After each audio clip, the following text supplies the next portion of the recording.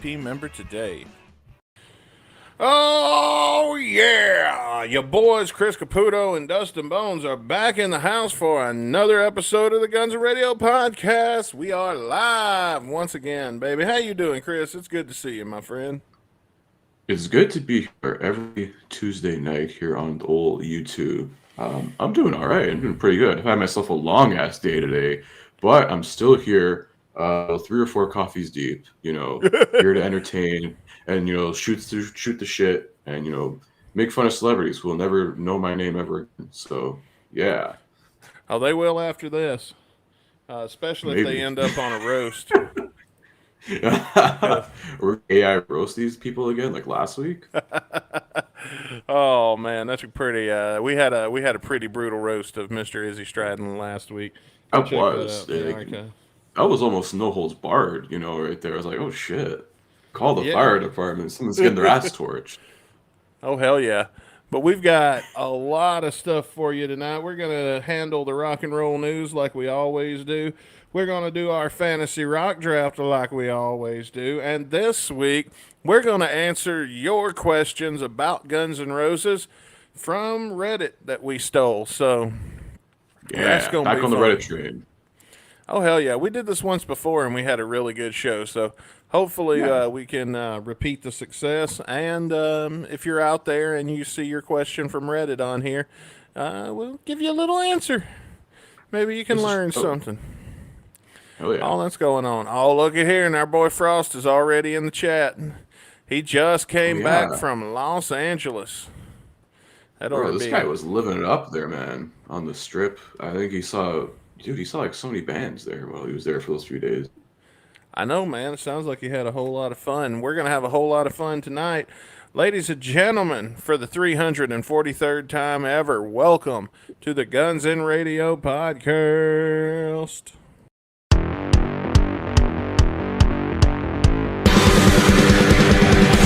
Listen, motherfuckers, to the show that should be heard.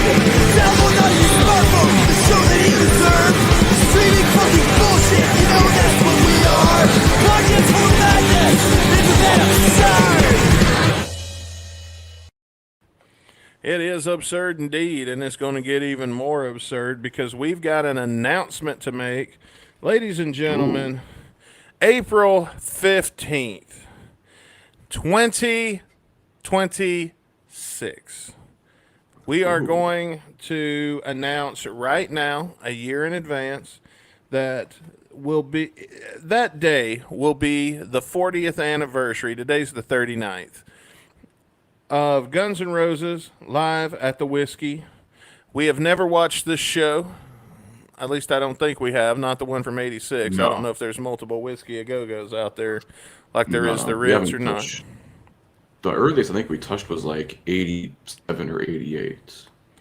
That's right. So, just so you know, 1 year from today, we are announcing it now, and we've discussed the possibility of even recording it a year in advance, and then which very well may happen. You can't tell about it. But is this an absurd thing to do to announce an episode and a watch along that we're going to be doing an entire year in advance? Yes. Is it Oh stupid? yes. I mean, Yes. kind of. Listen, if the WWE can hype a match for a year through fucking Twitter and, some jabroni appearing live via satellite, then we can do this shit too, okay? We're gonna build it once in a lifetime and actually mean once in a lifetime. Yeah, Not we're do it gonna. the same thing again the year after. That's right. So mark your calendars now because 1 year from today, and I don't know if it's a Monday or a Wednesday how calendars work, but either way, April 15th, 2026, Guns N' Radio will be watching the Whiskey A Go Go show from 1986 for the 40th anniversary. Hell But yeah. speaking of WWE, man, we got WrestleMania this weekend coming up. Are you stoked? I am stoked. I am. I'm hyped. It's WrestleMania season. It is. I've been catch. I don't really watch the program like live as it is. I watch like some clips and shit of it. But like, Yeah. from what I've been seeing, it's been pretty interesting. At least for most of these bills, the big money matches in the programs. So, What match are you looking forward to the most? I mean, I think like night two is going to be fucking solid. I'm here to see if Bad Boy John Cena can get number 17, which I think he probably will. Honestly, Yeah. I'm What looking forward to about? that one, especially because I was there live when that happened. The heel turn happened. I was like, no fucking way Oh, they pulled the trigger on this. I remember hearing kids in the crowd were like, "I hate you, John Cena. You're the worst." I'm like, this that means it worked. It was yeah. perfect. It was fucking perfect. Oh, that's great. So yeah, the payoff to that's finally coming. Oh And yeah. Oh, so good. I tell you, man, a match everybody I think is sleeping on is Jey Uso and Gunther. Man, I think that one's gonna surprise a lot of people. I'm actually looking forward to that. I hope so, man. But like, I don't know. I feel like Mr. Gunther deserves a little better, to be honest. I know he's become an afterthought. Even in the build, he's Yeah. kind of an afterthought in his own one-on-one match. Yeah, that's kind of disappointing. I'm like, okay, they're bringing in, Thing's brother into this and, make him, this bloody mess. I'm like, okay, that's, it's not bad to sort of drum up some interest in this, but it's like, I don't know, man. Jey Uso needs to add adds a few more moves to his repertoire instead of doing shitty spears. I kind of think, and hear me out on this, is Jey Uso and Gunther happening night one or night two? Night one, and he's not even main eventing, and this is the guy who called himself main event, Oh Jey yeah, then Uso, he's which gonna is like open. That's gonna all open. ironic. That's gonna I feel open the like, whole yeah, show. it'll probably open, get a nice, oh look, big feel good title win. Yeah. What if Gunther beats Jay so bloody and everything, and then Roman Reigns gets involved? That'd be a fun. That would be interesting. But I mean, Roman's got his own shit to worry about that night too, so Oh yeah. Well, you know Paulie's turning on Punk, so maybe he turns on all three of these guys and he just, goes back with, Gunther. crusty other line. Anyway, WrestleMania is this weekend. If you can't tell, we're looking forward to it. Hopefully you are too, man. I know a lot of GNR fans are also wrestling fans, as we've discovered. Which reminds me, speaking of wrestling, before we get off this topic, I got a story I want to tell. So, I was on eBay the other day, and I was looking at lithographs, and I saw one that I really wanted, and it was a Joe Hendry lithograph, or I thought it. Well, it was a Joe Hendry from Memphis Wrestling. Okay, Oh, so I was like, yeah, I want it. The price was fair, and it was autographed, and I trust Memphis because I know the people that run it. And Dustin Starr is honest, and he works with a lot of honest people. So I know that I'm getting a real autograph when I buy this. So I bought the Joe Hendry autograph, and because I know people, I didn't have to fuck with shipping. So I actually was able to get it delivered by hand to me because I know these guys. I'm friends with them. And when it arrived, now when I said a lithograph, I was expecting it to be about this big, about like a standard lithograph. like an 8x10. Sure, a little bigger than an 8x10, maybe. I don't know. I forget how big the most of the ones you've seen my lithograph collection on my staircase. Yeah, like not an 8.5x11, but a I'll little try to bit hold more up the than camera a that. little bit so the audience can see Yeah, those, my lithograph collection. hmm I expected like it to more on a be, legal sized paper. yeah, yeah. And let me show you what they gave me. And by the way, this is not me before anybody tunes out early. This is not me bitching. I'm very pleased with this, by the way. I just think it's kind of funny and ridiculous at the same time. This is what I got. Holy shit! You got the whole poster. Yeah. And it turns out what I was buying, I don't know if you can hear me now. It turns out what I was buying was the poster that actually hung in the Memphis Wrestling Wrestle Center the day I was gonna that, say, you got the banner, dude. yeah, for the event. And I can't even do justice. Like if I stand up and I hold this like this, and I stand up straight, and I hold it just to my waist, this thing's about half the size of my body. And it's flipping huge. So if you come to my house and you see my huge, giant Joe Hendry poster hanging up, oh, it's going on the wall. And oh, and they also included the frame. And from what the boys told me is after I bought it, they have, when you go in the Wrestle Center, they have just posters of past events all lined up on the wall, and they're all autographed because they sell those. And then when they sell them, they take it down, and they put another one up there for the next event, and go on like that. So this is actually the poster that hung in the Wrestle Center in Memphis. And for that night that Joe Hendry showed up. And Dude, that's awesome. now it's in my house. So it's going on the wall in my living room. And that's one of the beautiful things about being a single man is I can do shit like that. And Your whole house is a man cave. That's it. so I just want to say I'm pleased with my purchase. And you can buy things like that they have their own eBay. And that's part of the way that they raise money to be able to keep bringing the big names into Memphis and, keep Memphis wrestling on the map. So if you're a wrestling fan, highly recommend checking out Memphis Wrestling and going to their eBay even. And you can get all kind of great autographs, gear, merchandise, and things like that. All legitimate. And like I said, I know the people that run it, and I trust them. So, and I didn't pay. I'll just tell you, I think I paid $30 for that. Damn, nice. Yeah, so I'm very pleased with that. Saying like, purchase. whoa. Yeah, and it's fucking huge.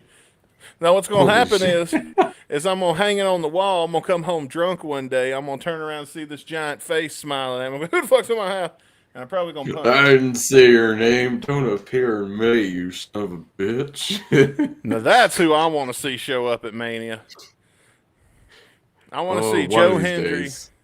come in and win the WWE title at I heard there's some WrestleMania. rumor you're supposed to have like a feud on Raw with the Miz or something, and then he's like lose to the Miz, and they're like, yeah, no, we're not booking that. No, the old people that were running TNA didn't book it, but there's somebody else in charge now, so it might happen. Yeah, I don't know. That's a rumor I just heard like recently, a couple days ago. I guess through wrestling news or whatever. It was like there's supposed to be a Joe Hendry Miz feud that's supposed to happen. I think Yeah. either maybe earlier this year or sometime last year. I don't know what time frame it was. It's like, oh, him versus the Miz, but like, oh, the Miz can't lose. I'm like, who cares? The Miz has everything to lose. He's done a great career. Oh yeah, like Miz can afford to lose though, and nobody's gonna care. It's like when somebody beats Randy Exactly. Orton, nobody cares. He's Randy fucking Orton. He ain't going nowhere. Yeah. Well, I mean, I think if you beat him, that's a pretty big deal. So Oh yeah, it should be. nowadays, I guess I don't know how much longer he's got left in his career. So Yeah, I'll tell you. I seen a funny clip where remember not a few years ago, many years ago, when Kurt Angle turned on America and he joined up with Davari, Muhammad Hassan's old manager. oh my god, he cut that promo, and people still cheered him. I'm still so he was like he kept naming off what was it I He think said the one person I'd like to tap out from back in time is Jesus. yeah, and then Davari, when he says the thing about Jesus, something I never noticed until it came up on TikTok this week for me, is when he says Jesus, Davari goes, yeah, who'd he ever beat? And I don't know, something about who'd he ever beat just got me, man. That's an old, and I'm going to tell you right now, that was an audience of one. That was him trying to pop Michael Hayes, because that's a Michael Hayes joke if I ever heard one. You ever hear the one where they brought the baby backstage and I think it was Triple H's baby. They brought Triple H's baby backstage and Michael Hayes looks over and goes, look at that, what a dumb baby. That baby can't do shit. Who'd he ever beat? Who that baby ever be? Oh, We beat a man. bunch of other tadpoles swimming in the same pool. That's what we beat. Yeah. Anyway, I wanted to share that Memphis wrestling story and get that out there and let you guys know about the awesome things they're doing over there in my old stomping grounds. What do you want to do next? We got a few things on the list. I, Dealer's choice. I think since I believe our fantasy rock draft, we should do that because that has a slight wrestling theme too, slight spoilers. But I think we should get Okay. into that right now. We got to reveal the results of last week's poll, and we're gonna get into this week's semi sort of WrestleMania themed one. So Oh yeah, that's right. See, I forgot that we did that. So yeah, yeah, for any of the and wrestling fans, you're gonna like this week's fantasy rock draft. that's right. Well, let's get to it. Fantasy rock draft. We're building our teams with legends and risks. It's a rock lover's dream. Chris picks his players. That's what I do. Dustin picks his two. That's me. Who reigns supreme? That's up to you. Fuck yeah. And this week's Fantasy Rock draft is wrestling themed because it's WrestleMania weekend, and everybody knows wrestling and rock and roll and music and all those great things just go hand in hand. And so this week's theme for the Fantasy Rock draft is best WWE or otherwise, best wrestling entrance themes. And you'd be surprised. There are some really good ones out there, and hopefully, you guys can side with me or Chris. So, Chris, you won the coin toss. Why don't you go first? Well, my first pick was like I always think like wrestling themes. You want to think of ones that like you can still sort of like listen to without the context. Like you may know it's sort of like a wrestling theme, but it's good enough to like be like an actual like song other than being known for it's just some wrestler or music whatever. And one that always comes to mind is like Cody Rhodes' theme Kingdom. I've been hearing that since he first left WWE in 2016, and that was his theme for so long, and now it's like he's back and it's like bigger than ever. This theme now he's got the woes, the fucking pyrotechnics and everything with it. As he should. Yeah, rightfully so. I mean, listen, this guy had to create another company just to get back to the one he was in before. But I mean, it's all worth it, for a lot of wrestlers that happens to, You can name like a handful that's happened to. They left, they came back as bigger, better things. Yeah. Especially, with quite a few WWE guys in the last 10 years. And so your pick is Kingdom, the Cody Rhodes theme? Yes, sir. Well, one thing we forgot to do before I reveal my first pick is we're going to reveal who won last week. And before we do, I'm gonna read a few comments because they're starting to build up. Bailey in the chat, who joined us last week, says it's going to be like WWE advertising WrestleMania 20 for like a year. Oh yeah, With our 1 year reveal. We're going way back. Frost says, "Did you guys see that clip of Burt Kreschner from WWE?" Yeah, I did, man. I was kind of hoping he'd take a slam or something. Yeah, or do something. Do the Jelly Roll special or whatever. Do a choke slam on someone. And Bailey's also looking forward to the triple threat match. That's going to be good. Yes, the custody of Paul Heyman match. Paul Heyman it literally is pole. at this point. Yeah, I might as well put him on a forklift. And now they're making their picks, and we'll reveal those after we've completed our rock draft. But yeah, with 41%, Bailey won the fantasy rock draft last week. Bad albums by great bands, and his team was Saint Anger by Metallica, Generation Swine by Motley Crue, and The Elder by Kiss. So congrats to Bailey. You son of a bitch, winning our fucking shit. Fuck God you. damn it. These guests are taking over. I know, right? Fuck you. No more guest hosts. No more. Get us off my Monday Night Raw. No more locked doors. Anyway. So your first pick was Kingdom by Cody Rhodes. I picked Enter Sandman by Sandman. Yeah, that's a fucking good one. I don't really care for Metallica all that much, but when Sandman would come in at ECW and the whole crowd singing "Exit Light," yeah, and every year people still will like link to the entrance from One Night Stand 05, And I'm like, that is definitely one of the greatest entrances of all time. Oh yeah. Hands down. Just the energy and the crowd and everyone there. Holy shit. Oh yeah. So Sandman, Enter Sandman is my first pick. Second pick, Chris. What you Yeah. got for us? So I was writing my list down, and I was like writing a bunch of Triple H themes because like for some reason the guy has like some of the best theme songs ever. That's because he's the best wrestler ever. Also, I mean like his good pal Lemmy from Motorhead was like, yeah, I'll write anything for you, brother. And it was tough because I was like, I had like three different ones. I was like, well, should I go like late '99, early 2000s Triple H with my time because that's like one of the best of all time in my opinion. Um, But I went with one that's kind of underrated, like Line in the Sand, the Evolution theme. That shit kicked ass. Oh hell yeah. Evolution is a mystery. Well, a change that no one see. Yeah. I do miss Evolution. I like the Reign of Terror. I don't care what anybody says, but I love Triple H. So I mean, it was good for the time because you had like, the past or the present and like two guys of the future.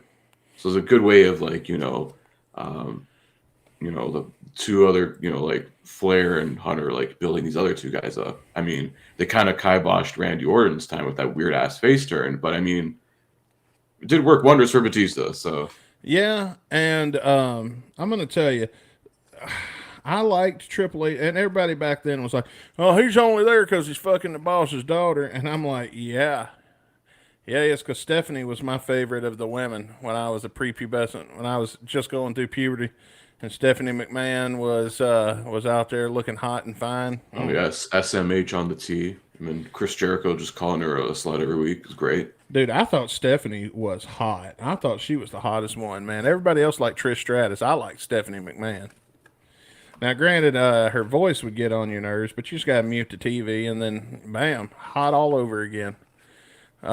Anyway, my second pick is Slow Chemical, which, if you don't know, is Kane's entrance music. That was his 2000s era, I think. When he unmasked, I think, until I guess 2010. Well, before then, it was when he came back with that mask that had the mouth cut out. No, that was like 20. That was way after. It was way after 2010s. Because I think until 2002, he still had the full like suit with the full on mask. 'Cause he didn't get unmasked until like 03. Yeah, and he was using Slow Chemical. I think that's when he started using it, or maybe a bit before then, I guess. I'm pretty sure it was before then, because Maybe. I remember him coming out and using Slow Chemical when he was with Rob Van Dam. Okay, I don't know. I just mostly associate it with like weird bald baby unmasked Kane. Yeah, but that's my pick. Is Slow Chemical? Who's that by? Finger 11? Finger 11, Canada. Canada. Yeah. Oh yeah. I mean, the other Canadian band that did a wrestling theme song. Well, it's for a guy we'd want to mention. So. Yeah. And what's your final pick? My final pick is I remember you mentioned like Enter Sandman and ECW, and I was like, well, ECW got away with a lot of shit, and that was just Paul Heyman being the most carny motherfucker ever. Yes. Trying to finagle his way. It's like ambient noise. It's background music, bro. We're not using it for anything else. Yeah. But I mean, like the slew of actual like hit songs that like ECW would use was insane. I think probably what be second to Enter Sandman in my pick here, Walk by Pantera, Rob Van Dam's original theme. Yeah, And, that's a good one. Hearing that shit dubbed on the network is just awful. Yeah. Well, I picked Rob Van Dam's One of a Kind. Not for my last pick, but it's in my list. I didn't Your honorable ultimately go mentions. with it. Yeah, my honorable mentions. However, I thought for sure my last pick you were going to get. And so I had like a lot of backup plans. And then when you didn't pick it, I snagged it up. Billy Gunn, Ass Man. I'm an ass man. Brown. Yeah, I'm an ass man. He likes to kick him. He likes to love him, shove him, and stick him, and I forget the rest of them. But I love to love them. I love to kick them. I love to shove them. I love to stick them. I love to flaunt them. I love to watch them. I love to pick them, whatever that means. And I'm He's going like to this, kick them because I'm an ass man. And then the second verse is so many asses, so little time, a little tight. We can stop me on a dime. I'm a lover of every kind. The best surprises always stick out from behind because I'm an ass man. Yeah. Oh yeah, I got that memorized, dude. I still like when I'm playing my guitar. Sometimes I'll throw on Ass Man and I'll play my bass to that boom boom. Mhm. Dum, boom, Yeah. Now that I boom, think of it, boom. I'm thinking of like honorable mentions. I was thinking of like Attitude Era themes, and I'm like, wait a minute. This is like a little bit past the Attitude Era, but like right at the beginning of Ruthless Aggression. Hollywood Rock. That's a fucking sick Oh theme. yeah, when they took the rock album or the rock entrance and they slowed it down and made it Yeah. brooding and It's cooking. But the No yeah. Way Out 2003 version, I think it was, Oh where yeah, it's just that's a him good going, one. if you smell, look at the tongue, look at the tongue. And I was like, what the fuck? Yeah. That one's awesome. He just goes, look at the tongue. And it's like, okay, dude, we get it. That's actually on my honorable mentions. A few other I put on my honorable mentions is Jericho break the walls down. Break the wall down. The Miz I came to play. That one's lasted a while. So I mean, it's Oh not yeah, one of my favorites, but it's like it's decent. oh it's a good song, man. Mhm. I like it. If you just listen to it as a song, I think it rocks. And that same band that did oh, what was that guy that used to come out with the Miz? Because he got one that was really good. Alex Riley. Alex Riley. Oh And yeah, Say It in My Face, I think it was called. yeah, say it to my face. And then Zack Ryder, that same band that did the Miz and Alex Yeah, Riley, Downstate. Those guys Downstate. yeah, they also have done Cody's theme. That's the current theme. So Oh, that's the one they do. yeah, Kingdom. Downstate did Kingdom. I think they did like a different version of like a Seth Rollins theme years ago too. It was all Okay. right. But they've done a lot of like themes like that. I've got the Undertaker. I don't know what that song's called. That Dead Man entrance. The Oh, like the one he used basically since '04. yeah, Okay, I don't know. It's like a Jim Johnson joint. So yeah. I mean, like a lot of people think Undertaker like that, or we think of Limp Bizkit, Oh WWE's yeah. once former favorite band. Oh yeah, because Bailey even said in the chat, "I'll admit, as a kid, I loved the Undertaker coming out to Roland." Yeah, my favorite thing was he changed after the Undertaker did Roland, and I always thought this was funny when I was a kid. He changed his entrance music right after Hulk Hogan ran over his motorcycle with the Mhm. 18 wheeler, and then the next week he came out and his entrance music started out with "Dead Man Walking," Oh and yeah, that's when it did "You Done It Now." that's a good one But too. I just thought it was funny how like after they smashed his motorcycle, he started coming up "Dead Man Walking." Like, yeah, he's walking because he sure ain't riding nowhere anymore. Yeah. Speaking of Hogan, I mean, Voodoo Child was a pretty decent theme when he did that early '02 run. Oh, dude, Hulk Hogan's original music, man. And I can't believe I didn't think of it sooner, but Dusty Rhodes, that song Common Man is a banger. I'll throw that Mm. on just listening, riding down the road. He's just a common man, working hard for the man. Here's the American dream. And it's got cowbell. That's how you know it's good. Oh, yeah, that shit rocks. That's a banger, man. Mm. I also got Glass Shatters. The Disturbed Austin theme? Yeah, Steve. Yeah, Yeah. Steve Austin. The DX song, "No Chance in Hell." Can't say by who that was. I don't remember. Didn't he? Somebody came out to that at one point. Yeah. By the guy they made a Netflix doc about, the former guy who ran the company. Yeah. I'm afraid we'll get demonetized. They say, oh yeah, Mr. Paul Levesque's father-in-law. You know. Stephanie McMahon's father. Sorry, Paul quotes Triple H Levesque. For that matter, Stephanie McMahon's general manager music was good. That was good. And I'm listening and learning something, and I'm finally Shane McMahon's music. Here comes the money. That would have been Yeah, a good now we're pick. going on the hip hop themes. I'm like, John Cena, bro. He had a whole album that went platinum. Yeah, but it wasn't any good. Except for I like remember- that, and I think Bad Bad Man is the one that people still keep talking about. Which one is okay. I think I remember that one being okay. Finally, the only one from today's era that I've got, even though there are some banger themes right now, there's Roman Reigns has a hell of a theme. Seth Rollins, of course, has one. I mean, we're not. He probably wouldn't get any votes if one of us would have picked him, but the Fandango theme, and that's also yeah, and I that's just remember the also Raw after WrestleMania that year. It was Oh, doing yeah. this the whole time. Holy fuck!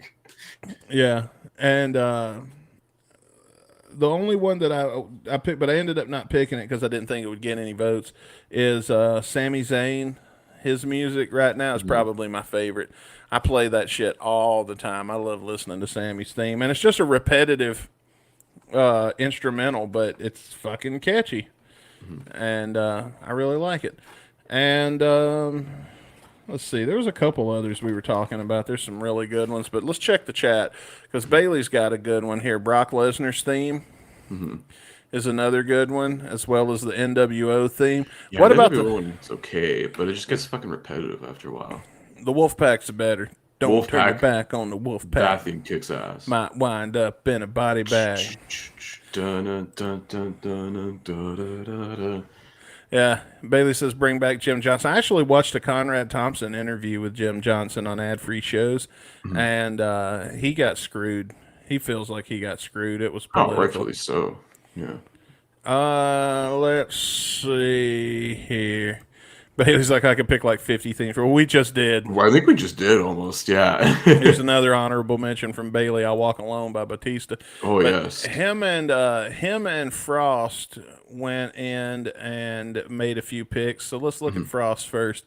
His picks would be The Game, Hell yeah. Metal Angus, and then I wouldn't know a third pick. Okay, well that's fair. Well, we'll just give you Stone Cold Steve Austin's theme. That's it. Yeah, there we go. Stone Cold. Stone Cold. And Bailey says CM Punk's Cult of Personality, Glass Shatters, and The Game by Motorhead. And I'm going to tell you, though, Cult of Personality is good for CM Punk because that's what everybody knows now. I'm partial to this Fire Burns, man. I liked that better for CM Punk. I thought it fit him way better than Cult of Personality. I think both work well, you know. Who was that by? Fire Burns? Yeah. That was Killswitch Engage. I Okay. remember that was originally for Randy Orton. I remember he came out one week using that and was like, this is fucking weird. Yeah. And Randy Orton's Nothing You Can Say. That Yes, was a the good- original one, Burning My Lights. Yeah, that was a good one. That was a really good one. All kind of good themes that have come and gone over the years. I'll tell you a couple of good TNA ones. AJ Styles TNA, and I'll die on this hill. AJ Styles TNA theme is way better than his WWE theme. Which one? You had a few different ones. Phenomenal, I am. Oh, the original, like you are, I am. Okay. I thought it said I phenomenal. believe it goes, you are, I am. Oh, I think that's maybe what it does. Every day of my life. I just thought he was the phenomenal AJ Styles, and I thought that Oh yeah. that one. But I'll die on that hill. That TNA theme is way better. They don't want none. They don't want none. I made some bread for my homies, but they don't want none. Yeah, it's like, oh, we get it. He's from Georgia. Cool. Yeah, I don't care for that a bit. But the other, I think, really iconic. Well, actually, I got two more TNA mentions. Christian Cage, the Oh, hell instrumental, yeah. which Fucking is so good. just an instrumental to an Evanescence song. It's like a slight reworking of My Last Breath by Evanescence, but Yeah. it's worked so well for him. Oh yeah, I love that shit. That shit. It's the best parts of the instrumental of My Last Breath. Yeah, it's like the chorus. Dun-dun-dun-dun-dun-dun. Yeah, and I think he uses it in AEW now. Yeah, like another sort of reworked version of it. Yeah, I don't It's know. decent, but it's not the same as his TNA one. I don't watch AEW. I don't like shitty wrestling. I don't know. just haven't watched in a couple of years, to be honest. And my last TNA one I'm going to mention is Jeff Jarrett. Bree My Woo, World. Bree Woo. Fuck yeah. People are like, I don't know how you can hate that. I'm like, that, it has, I feel like for a good wrestling thing, you gotta have like that first like few seconds of sound, you know? It's, you know, like Stone Cold has the glass shattering, Rock has If You Smell, Jeff Jarrett has Bree Woo, and you know you're gonna boo this motherfucker when he walks out. Bree Woo. I've never heard it called Bree Woo, but I love that you call. He ain't dead, he ain't the Rock. Yeah, sure, pal. Here I am, baby, that's all I ever heard. It's my world. You don't want to hear your big mouth talking my world. I'll tell you another good one that don't get no credit because nobody remembers it. Going down to Graceland, the Flying Elvises. Yes. Yes, Going yes. down the great. You can't understand a fucking thing it I says. enter Graceland. Going down Graceland. Like literally Graceland is all you can understand. But the Flying Elvises should have been a fucking thing and got a lot bigger than it did. It's one of my favorite TNA original gimmicks ever. You think it was better than the Dicks? Well, Or are they shit, called the Johnsons? I No, don't the know. Johnsons. Yeah.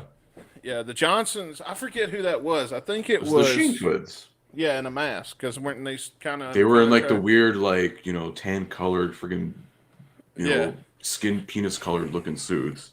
And they had Mortimer Plumtree as a manager, and I bet I'm the only motherfucker that knows who that is. I recall that. It was the weird. This dude's like a nerd, but he's like dressed in like like a fucking fraternity like outfit. It's like, what the fuck? Yeah. He's adult. What are you doing? Stop! What are you beating the meat with that? He wasn't the greatest. I mean, how many dick jokes can Vince Russo write for TNA? Oh, here's one I should have picked. The greatest wrestling manager of all time used to come out when he would come out by himself, and he didn't have one of his guys to represent. To 7 Seas of Rye by Queen. Whose name was that? Oh, I was gonna say Jimmy Hart, Daddy. That was me, baby. The greatest of all time. There wasn't nobody better than me. Everybody else just tried to imitate me, but nobody could be me. I got those guys over. I took shitty wrestlers, I polished them up, and I made them look like $1 million. I made money in that business. I don't know what the fuck the rest of you guys did. I made money.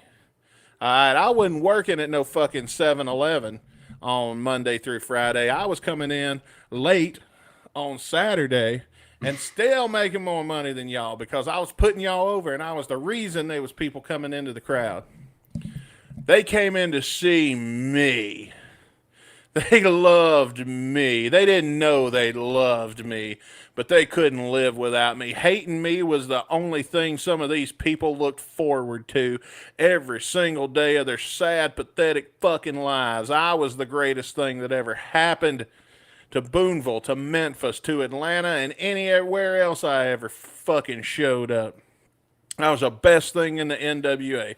These people, and you know what? It didn't matter who you put me with, because first off, I'd make them a champion because they would become undeniable because they had my energy. They had my system behind them. And as long as I was behind them and I was beside them, they were going to make a lot of money. And that's why it didn't matter. Some of y'all favorite people would come over and they'd be like, oh no, he turned to the dark side. He sold out to Dustin Burcham. Yeah, he did, because I could afford to buy him and nobody else could. And yeah, you know why that was? Because I made money. I made the money. 70% of the gate was mine, baby. Some of these people, they would go to their factory jobs, and all they could think about all week is what they were going to say to me. All they could think about, only thing they looked forward to was trying to chuck a beer can in my face every single week. And you know what? A couple of them got me, but most of them would go all week thinking about how they was going to hit me in the face with a beer can. Then when I would duck and dodge, and they'd get thrown the hell out, I just ruined their whole week again because I was undeniable. I was the greatest. Not Paul Heyman. Everybody talk about Paul Heyman. Paul Heyman couldn't carry my freaking boxer shorts to the ring.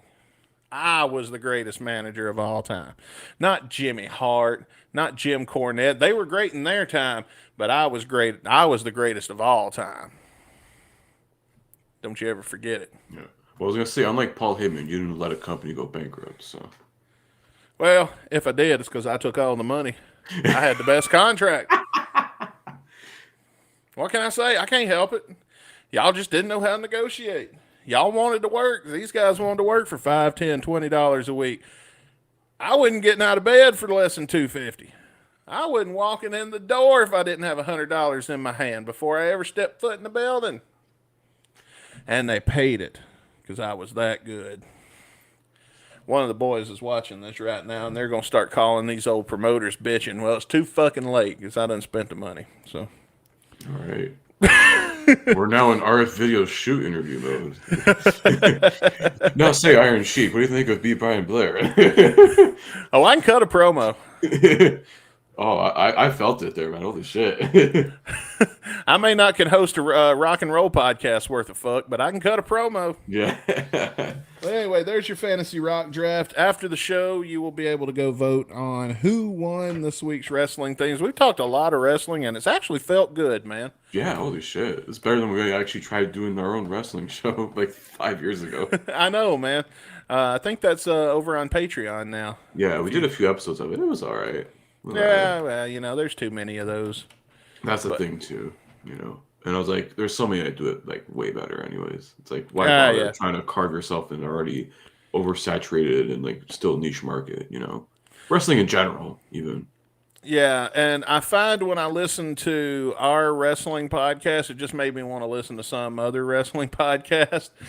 And I feel like this is our zone, this is our lane, this is what we do. Yeah, and we can bring it in here and there, sparingly, but yeah, as we just done today. Anyway, there's the fantasy rock draft, and I think we should catch up with some news because I think we got a pretty good bit to talk about tonight. So. Yeah, we have some interesting news that's happened over the last 7 days or so. It's not just about all these people announcing tours and shit. So yeah, well, we got a legit episode for you. So, ladies and gentlemen, it is now time for.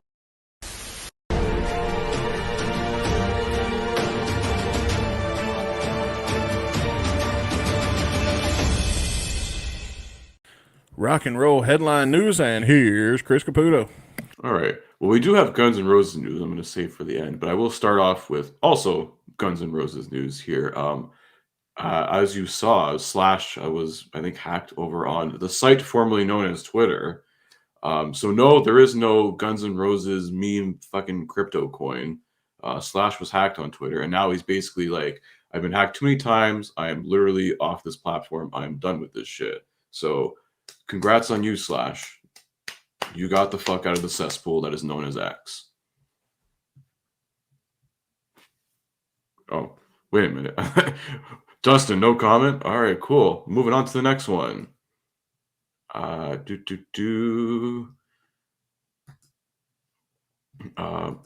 here we go. Let's talk about this. So I don't know if you guys seen Mark Hoppus, I believe, just released a new book. I saw it because it was like an audio book on Spotify already. I'm like, oh, okay, cool. So in his new book, Fahrenheit 182 is his memoir, I guess, like an autobiography.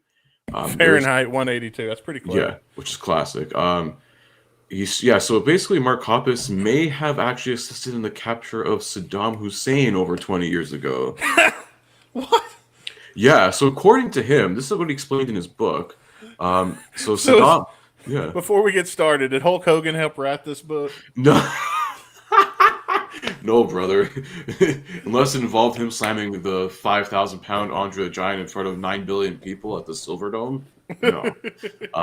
But anyways, according to Mr. Hoppus, he said Saddam had been sending video messages to his followers from an unknown location at the time, and he felt the military could use drones to their advantage, uncover his location by pulling data from the video messages. The quote here says, "What about having drones fly all over the region in carpeting patterns, broadcasting time codes above the level of human hearing, but at the level that a video recording would catch it at? Then the next time he releases one of his videos, you can listen to it, pull the ultrasonic data, and triangulate the drones you have flying over." And then he told this admiral, I guess they're on like an army base, Blink-182 at the time. This admiral apparently was genuinely taken aback. And then literally 4 months later, Saddam was located and captured. So that's how my ex-wife got me for child support.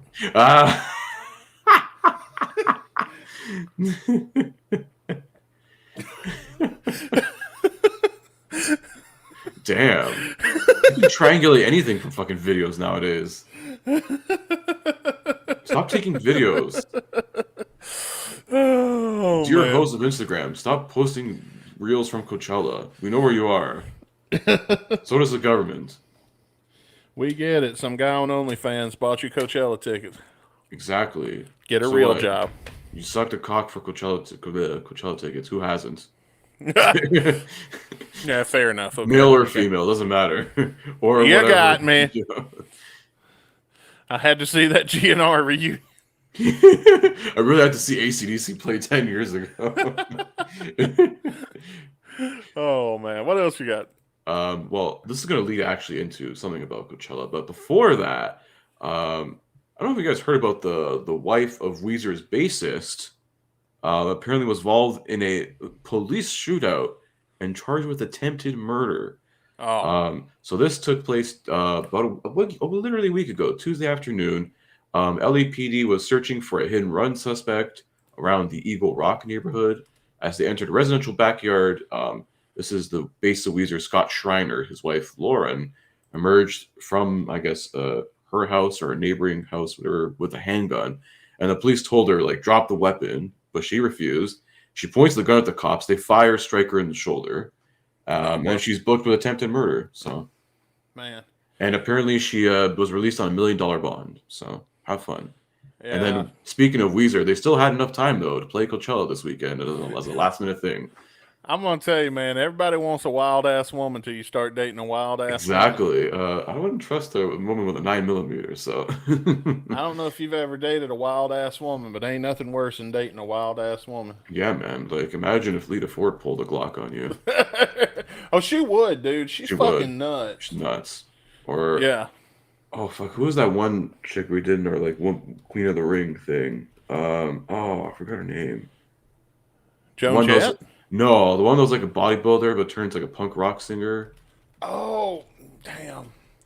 You know, I just deleted that today. Shit, like Sherry we- Saint something or whatever. Oh man, Yeah, I don't remember, dude. I can't remember what we did last week, much less what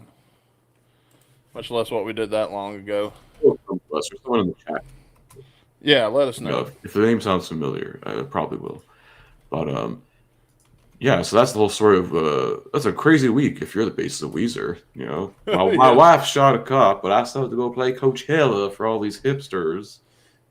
Yeah, well, fuck. Actually, sorry, not hipsters. These freaking dumbass influencers who couldn't know their head from their ass. All the rich kids. If like literally like Jesus showed up to do a DJ set, they'd be like, "Oh, who the fuck's this guy? What song did you ever make, bro?" Who'd he ever beat? Like, shut up, bro. Play levels. Play Wonderwall. Freebird. Play fucking Wonderwall. The Gallagher brothers are not here. They refuse to play your stupid ass festival. Yeah, talking about a woman shooting at the cops and stuff. That happened to my ex-wife also. I mean, speaking of now newly engaged guys, Mick Jagger is apparently now engaged at the ripe, tender age of 81 years old. What? Yeah. Why? Yeah, so now he's engaged to his, I guess, his, quote, longtime girlfriend, Melanie Hamrick, who's a retired professional ballerina. They first began dating in 2014, then had a kid 2 years later, but now he seems fit, so I guess, might as well tie a knot on it. When I'm going to die in about 5 minutes, she's going to get half my money. So, Oh, man. Yeah, well, a long time. She ain't going to be as long bro, time. he's wife. 81 and she's 37. And she has admitted, it says here, she's admitted she's been attracted to older men for much of her adult life. Yeah. Funny how that works. They're always attracted to older men with money. Yeah. Hugh Hefner had that problem too. Yeah, but to him, marriage was just like, okay, we just fuck and then I divorce you in 24 hours. That's it. He's like, sure, I'll take you to the Whitechapel and I'm going to perform, the Whitechapel on you, and then that's it. Yeah, it's bad when you're old, so old that your sex position sounds like a fucking funeral. Hit her with the Bro. old dry casket. It's like, when you're like, we're with a woman, like, she does like nothing, she lays there like a starfish. That's like what old dudes would probably do. They're just like, oh, I'm too tired, get on top, honey. And Yeah, like in this, all and, fairness, that's they what fall I do. asleep and they're like, yeah, whatever, Get That's on. what I do. In all fairness, I mean, when you get a certain age, my dude, and you have that much energy to burn, you find something better to do. Mm-hmm. Yeah. What else you got? Well, I got one last thing, and this is one that I know has been circulating a lot the last couple of days. Shout out. This is from our good buddy Brando here. He got to interview Alan Niven once again for his 500th episode. So, big congrats to Brando, man. He's been, I think, someone who's sort of inspired us to start doing a Guns N' Roses centric podcast. And, him just hitting a big milestone like that is pretty crazy. We're catching up, though, pal. Oh yeah, dude. That last interview he did was pretty. It got some eyeballs on the Oh product. yeah, it was a whole 2-hour interview, I believe, with former manager Alan Niven. And then I think the one quote that people are like running with, the news outlets and the wires are running with, was about how Alan Niven mentioned that Axl Rose now collects 50% of the band's income. Yeah. Okay, I got some things to say about that. Yeah, I'll let you give your opinion. So. Slash doesn't pay the crew. Duff doesn't pay the crew. Slash and Duff don't pay Richard, Melissa, and who the fuck ever. Axl does. Axl's the one putting out the most cost. Why shouldn't he get the most money? He's paying for everything. Yeah, well, him and his, quote unquote management company. Yeah, and of course he's paying those fucking leeches, but Yeah, you know. he's paying At the s- professional gardeners and housemates. Yeah, pool boys to run a multi-billion-dollar Yeah. tour. Like my thing was like I heard that I'm not surprised, but I'm like, probably knowing Axel, he does like a certain amount of control, and I guess whatever works for him, brother.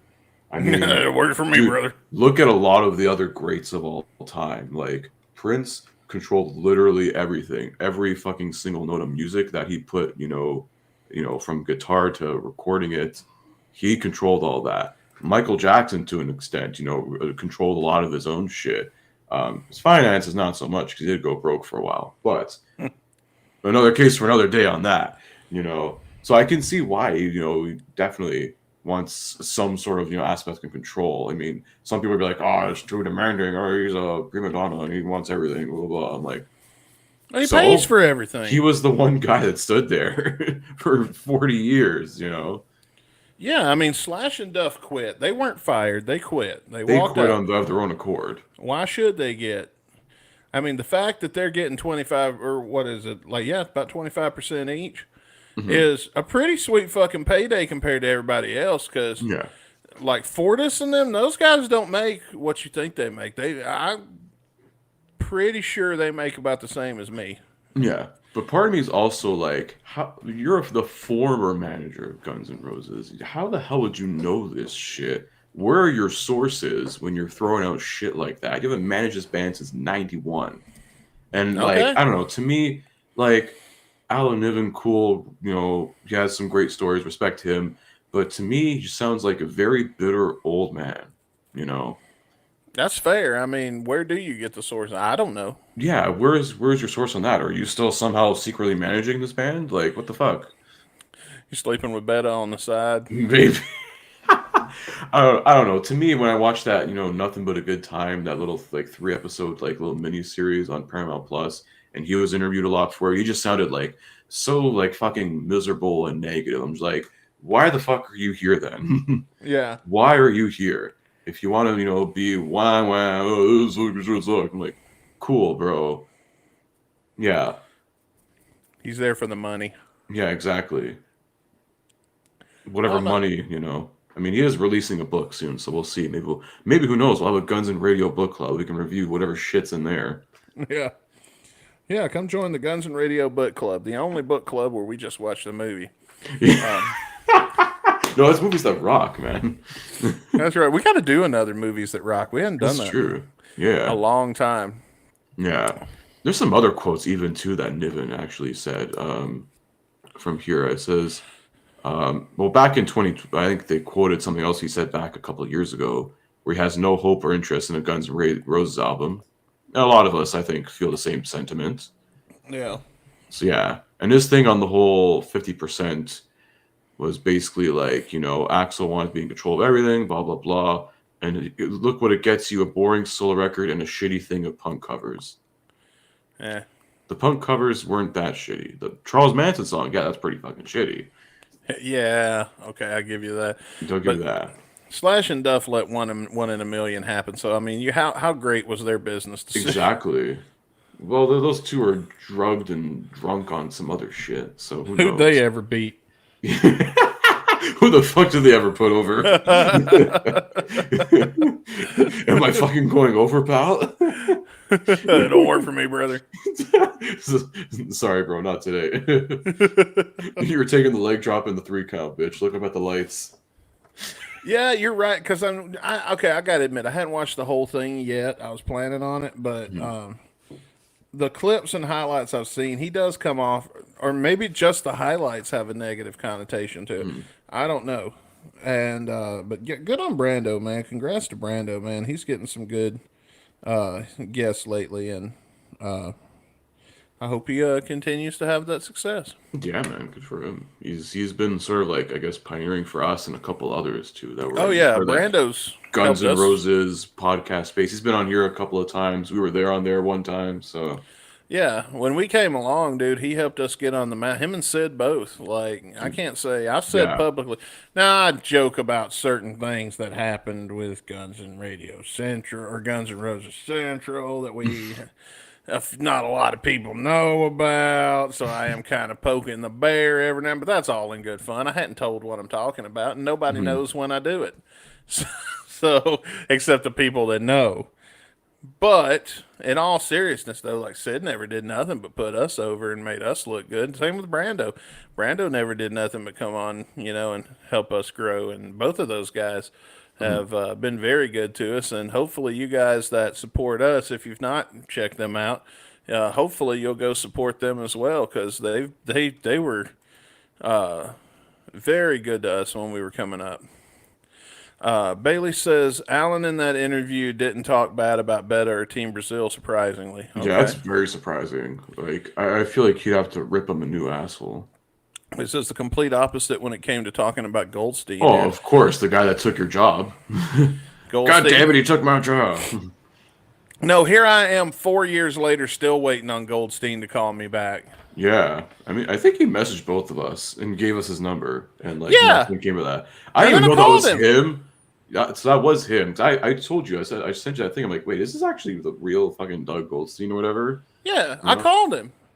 Yeah, he messaged us. I called him. We started planning an appearance. And you know what? I don't feel bad for airing this dirty laundry because it's been 4 fucking years. Yeah, And even Axl Rose shows up eventually. But it's been 4 fucking years. that's true. And wasn't like also speaking of like Goldstein and Brando, wasn't Brando like helping write like Goldstein's autobiography too? We ain't talking. Well, that Subject was the whole change. thing there. I Subject don't know. change. Change the subject. Change the subject. Change the subject. Trust Who me. Change knows? the Could be subject. rumor and innuendo, but Let's do a subject changer. okay. All right. What other news stories we got? That's pretty much it. That's all I have. So All right. Well, get with me after the show. I'll tell you. yeah, I don't know. Rumor and innuendo of a book. Who knows? I could be wrong on that.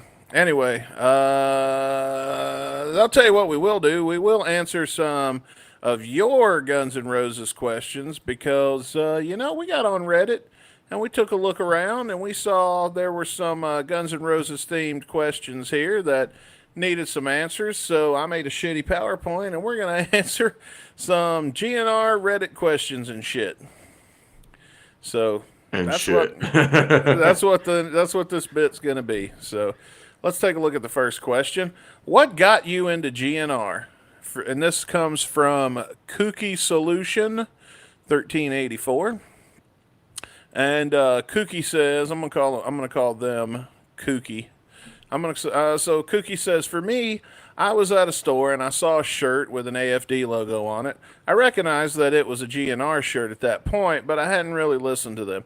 I knew some of the classic hits like Sweet Child and Jungle. Anyway, I decided that I wanted the shirt, but I felt like if I was going to wear a shirt with the band on it, that I had to listen to them. Good man. All right, good.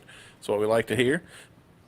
I started listening to them, and I quickly learned why GNR was such a great band. I think we may have answered something like this before, but we'll I believe, give the speaking of, being on Appetite for Distortion, I believe we did answer the same question. Brando was asking us this. I believe we answered it the same way many a year ago. So, yeah. I mean, for me, I've always been. I'll just give the bullet points version. I've always been kind of a what we call a casual fan of GNR, but I really got into it. Dunsford got me into it. Me and him was good buddies, and he took me to my first show, and that was all she wrote. I've been a diehard fan ever since. I mean, big air that quotes, Die Hard. I got to be honest, man. The my fandom has waned in recent years, but I mean, I still have an invested emotion in the band, even though I'm not going to call myself a diehard GNR fan anymore. But I sure as hell used to be. What about you? You want to tell your abridged version? Oh my gosh, I almost couldn't talk for a second there. Whoa. Oh shit! Hope he's not having a stroke. No, no, no, no. I can still feel the left side of my body, so we're okay. Okay, good. I was like, wait a minute, I'm trying to formulate, and then just like scrambled wavelengths. I feel like Call the drummer 911. My friend in Canada. Why the fuck are you calling up? Fuck you, man. We're not giving him free healthcare. Well, don't go to the doctor. He's got Canadian. Who'd he ever beat? Who the fuck ever put him over? Anyway, go ahead. Yeah, because I know we mentioned this many a time, but I was like, Appetite for Distortion, I think, was like a lot of people's entry point. I remember, Destruction. AFD, man, always had the cool uncle, always had like the big ass like CD collection. I still have some of the stuff here actually in my closet somewhere. Nice. That's how I discovered like AC/DC through like that live album from the early '90s, one of the greatest live albums ever. Yes. But yeah, Appetite for Destruction, man, I heard that shit and I was like, bro, this sounds like nothing I've ever heard, even though I was like 11, but still. And then also, I think like the fandom just grew because like then I got into the whole thing, with the whole stuff of Chinese democracy and the story of this album that may or may not ever come out or whatever. It was interesting and it was mysterious and Absolutely, it lures you in, man. It's like does. it's like a true. It was like the earliest form of like a true crime podcast almost, except no one died. Yeah, and you had to do your own research. Except maybe Axel's wallet after I had to fund the thing, but still. Oh yeah. Well, there you go. That's the answer. That let's go to the next one. What obscure Guns N' Roses facts or trivia do you know? Rearrange the letters of Axl Rose, you get oral sex.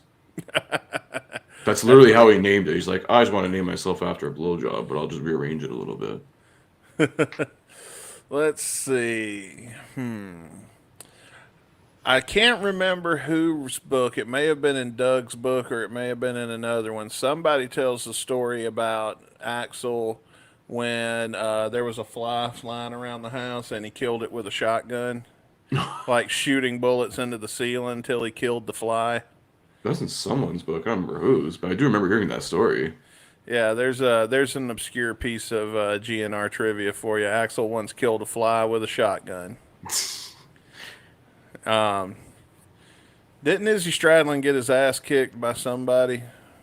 Well, as Rosebot mentioned numerous times, he did, make an ass of himself on a plane flight to Arizona. There you go. So that's true. I mean, I think he was like, that was when like his like sober was like that was like his like epiphany moment. Was like, I gotta fucking sober up and leave this band of like misfits and other addicts.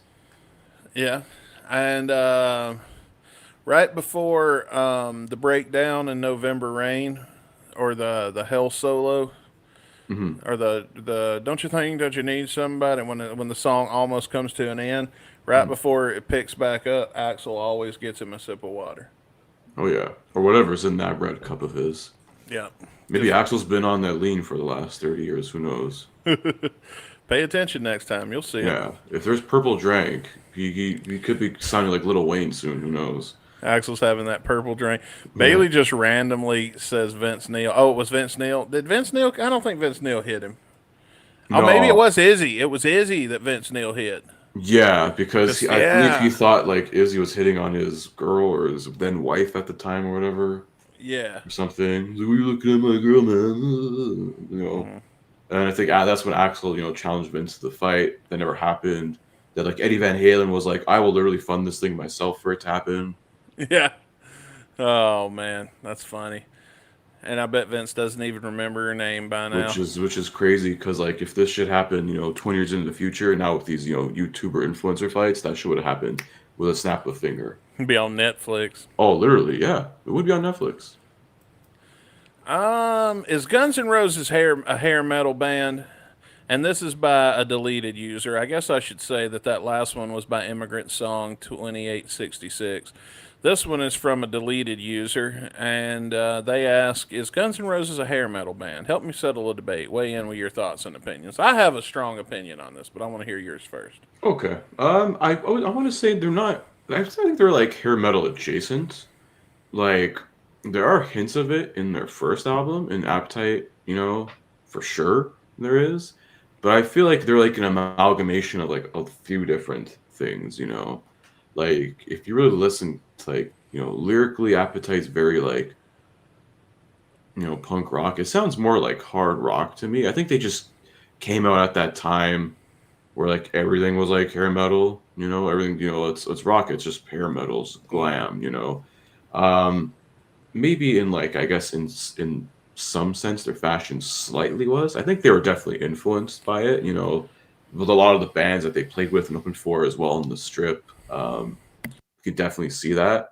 But I wouldn't categorize them fully in that because by the time the Illusions album came out, they were like way past the whole cliche of hair metal. They were more in that sort of like hard rock kind of thing. And I've always think they've been more hard rock.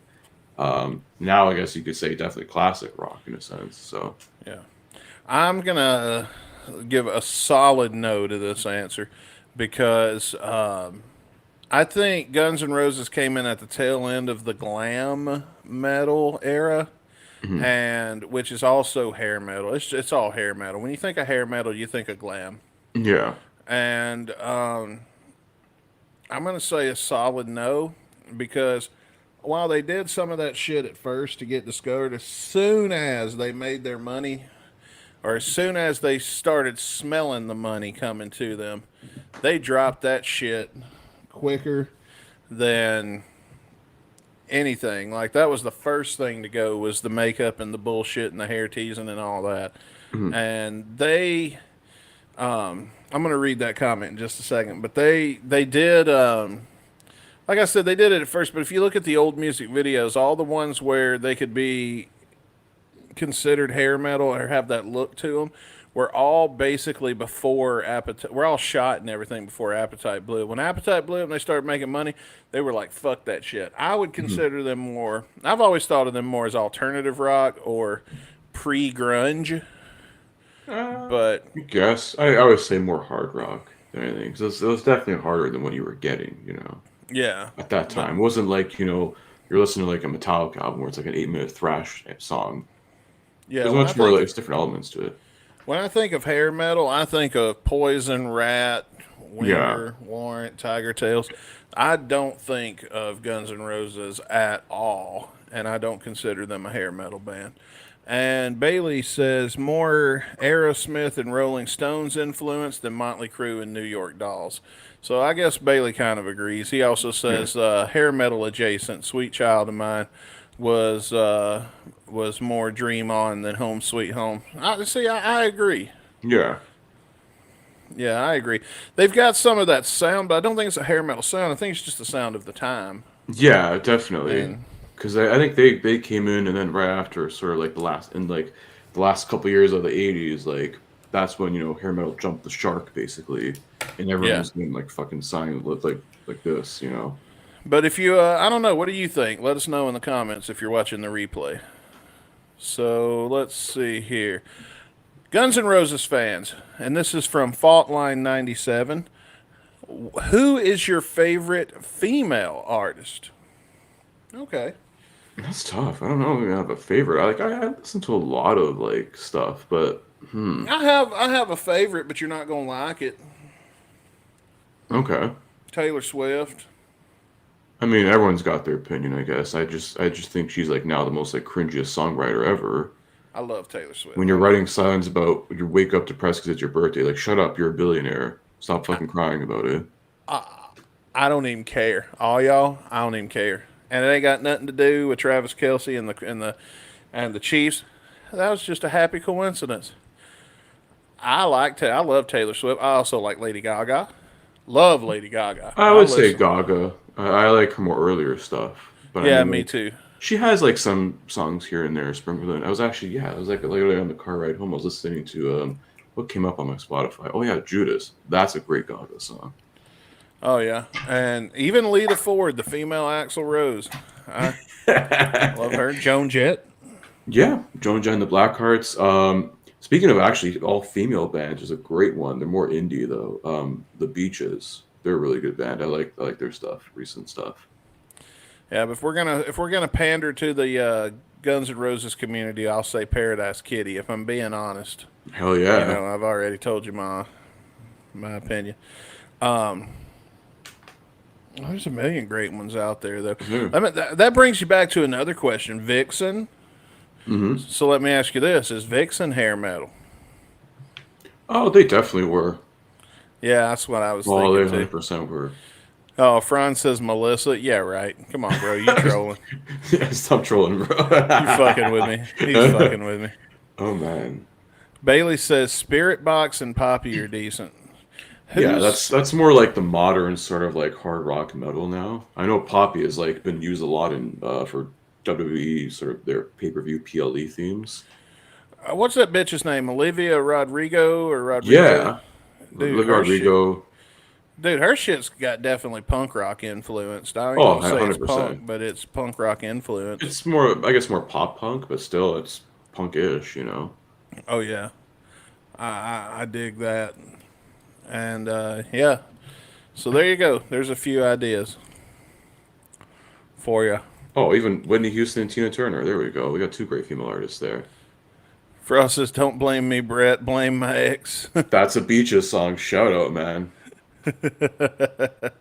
Oh man, Frost says his favorites right now are Leah Kate, Sabrina Carpenter, Olivia Rodrigo, Lolo, and Nessa Barrett. I don't know, Yeah, I but remember one he of those, mentioned two Leah of Kate those. a couple of years ago. I remember when we're on our little, doing our St. Louis trip there. I remember he mentioned Leah Kate. I was like, I still have to check it out though. There's so much Yeah. other shit I'm trying to listen to. Oh yeah, dude. Yeah, the chicks be killing it Yeah. lately with the music. So Hell yeah. Like 20 last year was like, like the female renaissance. The females were taking over pop last year. I yeah. think it's going to continue on into this year. We'll see. Oh yeah, Sabrina Carpenter's got a few good songs, and Yeah. she's hot. So I Dude, mean, respect, man. She's just like, she knows sex sells and she's just like throwing, whatever there. She yeah, kind of it's leads like into it, but it's kind of like tongue in cheek, kind of. it's like if Taylor Swift wore lingerie. Yeah. Or looked like Polly Pocket. Fran says Beth Hard. She also did a song on Slash's album. I think it means heart. Yeah, Beth Hart. Because I know her and Slash have collabed quite a few times. We've covered that with most of them, I think. Yeah, it's pretty good. What's your pick for the grooviest Guns N' Roses song? Yeah, what would be considered grooviest? I don't know. I think groovy, I think of like funk. Now I'm just gonna Oh start yeah. naming Prince songs. Like, give me more Stay in the Time while you're at it. Oh, dude, I got one. I got two that I think could be the most grooviest. The kind that makes me want to dance and move my shoulders around. Mhm. Bailey said one of them in the chat. He said Ah, Rocket Queen. yeah. Because now I'm trying to Ro- think of bass lines. Rocket Queen is one, and dude, that's part of it. If you're gonna have a groovy song, you gotta have a killer bass line. And I think of like Funk 49, like has an underrated bass line riff to it, Hmm. but that's not a Guns N' Roses song. But I'm just giving you kind of setting some precedent. And then even if Yeah. you go modern, like 2011, that song "Sail" by AWOL Nation, Hmm. that boom, that huge bass hit, Yeah. that's what made the whole fucking song. So if you're gonna have a groovy, funky song, you've got to have a good bass line. my opinion, my pick for the grooviest Guns N' Roses song, Mr. Brownstone. Ooh, that's a good one. I don't Because know. I I always, always want to do boom boom boom boom. it's Boom, boom, boom, the boom, groove boom, is more boom, made by boom. the drums though in that song. I say that like No, that's the bass line. Boom, boom, boom, boom, boom, boom, boom, boom, Oh, boom, okay, boom, yeah. boom, boom, boom, boom, boom. Yeah, Well, that shit. now you're just doing Rocket Queen. That's Mr. Brownstone. No, that's Rocket Queen. You're right. Yeah. Mr. Brownstone's. Download sound like that. Yeah, man. Now it just sounds like Walk This Way. The same thing. Might as well be. Now that you say it. Boom, boom, boom, boom, boom, boom, boom, boom, boom, boom. Yeah. Anyway. Let's see what people said in the show. What you pick? What you got? I don't Who'd know. you beat? The things when you're talking groovy, I'm thinking like good bass lines and shit. Rocket Queen's an iconic one. Why not? It's So Easy. Like that thing actually has a pretty good bass line. It's not like it's more of a harder sort of groove and whatever, but still like that. And then everything hits. Do Okay. do do do do do. I forget that the front of It's So Easy is a bass riff. Yeah. That's what I liked like a lot about Guns music. The bass was also important as well in some aspects. Yeah, you didn't forget it. You didn't forget it Yeah. was there. Yeah. I'm going to tell you, man, you want to hear all your favorite songs in a whole new light? Learn bass. Yeah.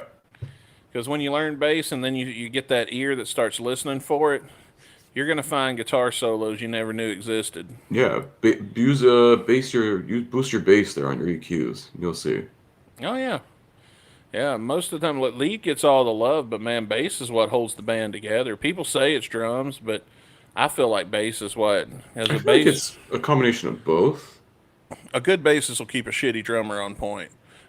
But a That's shitty true. drummer could ruin a whole band without a good bassist That is also true. to keep them on point. So, And that's why Duff McKagan is in charge of the rhythm section of Guns N' Roses. yeah, fair And he enough. picks the drummers. So see, they go hand in hand, drum and bass. It's like a whole friggin' subgenre of electronic music. Yeah. I mean, I feel like Frank got screwed, but especially after Frank's statement about how like he's disappointed this chapter we're in. How mutual could it have been? They didn't decide to part way. You know what I mean? Who knows? It's a lot of he said, she said. We may never know. We will never know. We'll never know until I don't know. Somebody dies and Team Brazil loses everything in court, and Until the alleged autobiography may or may not happen. oh, that's never gonna happen. That's never gonna happen. Axel's gonna die. He's gonna leave everything to Team Brazil. They're gonna find a way to fuck it up, and then they'll lose it in court or something. And then it won't be in our lifetime, but it'll come out there some point. Might be in yours. It won't be in mine. We'll see. Let's see.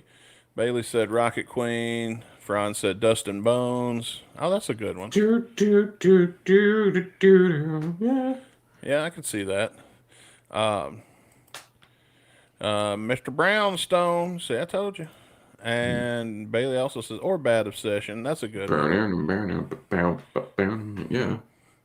But you gotta have that harmonica section with old Teddy Zigzag, because everybody knows that's Hell the most yeah. important member of the band.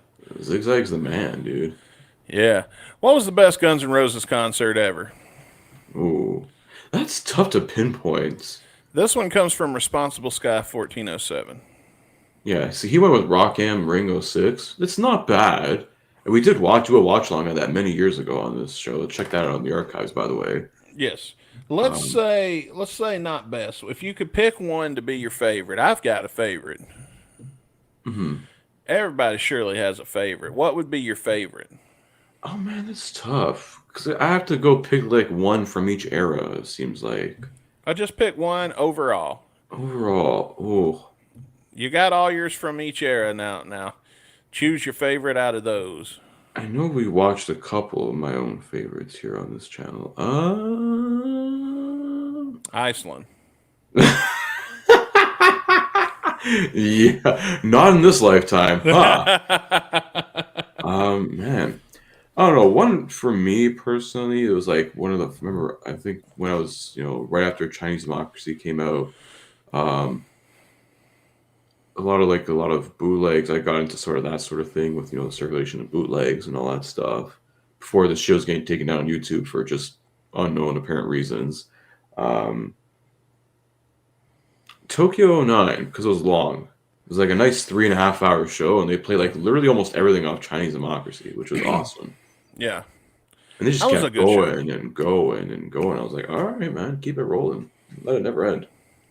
I'd love to have a decent copy of that. There is one. There's one I have that mixes like the in-ear monitors with some of like it's like a mix of like I guess like a not a soundboard recording, but it has Axel's like in-ear monitors, so you can hear people, going, oh, go for this track, whatever, and stuff like that. You get really good quality from those. And it's mixed with like some other recordings from like audience recording stuff, but it sounds really good. I'll have to At look least for the that. one I found. I think I have it somewhere on my drive. I'll send it to you. All right, appreciate it. For me, I have an easy answer because I was there. It was the best time I ever had at a GNR show. Vegas, 2012, Appetite for Democracy is my favorite. And I think I said that when we reviewed that. I don't remember when that was, but I think we reviewed that. And yeah, Appetite for Democracy, hands down, is my favorite. we did a watch long of the whatever was on the DVD there. Yeah, I think it got taken off of YouTube, but it is still on Spotify, so you can Yeah. find that in our archives there. Bailey, let's see. Bailey says Ritz 91 or Tokyo 92. Pick one. Pick one, goddammit. We said Ritz, your favorite. I would pick Ritz 91 over Tokyo. Tokyo's fine, whatever, but like I don't know. I just don't think that show was like recorded to the best quality it could have been. Bailey says if it ever came out officially, Forum 91, where they play like 4 hours. That I think that record was like beaten a long time ago for longest GNR show. Saskatoon 93, we've also watched that one. That one was half decent. Yeah, we've got That a was video version of that one now available. Skin and Bones, Yeah. where they did like the acoustic set midway through, and they got the guy delivering pizza. I was really hoping Franz would drop in on this one because of all of his. I'd be curious what's his favorite. Yeah, let me guess. It's that one they did for the Russian billionaire in Moscow. No, it's gonna be the kids. What do you call it? Bridge school benefit? Yeah. I thought you were going to actually say St. Louis 91 is your favorite because I mean it's iconic for many reasons. You know what? It wasn't a full show, but the ending experience was something to never forget. I wasn't there though, so I had to pick. I will say this: in close second, neck and neck, I'll put the Rocket Queen Riot show. You'll get that guy and take that. God damn it. Yeah, if for nothing else, the fact that when Rick gave me the DVD for the cover, he put Axel's mugshot. That still cracks me up. That's good shit. Yeah, I love that guy. So Bailey had caved into my pressure and was like, "Fine, asshole." Then Ritz 91 is my Yeah. favorite. I'm glad we finally got that. That's one good thing to come out of that User Illusion set. Yeah, they finally dug into the vault and fucking released something.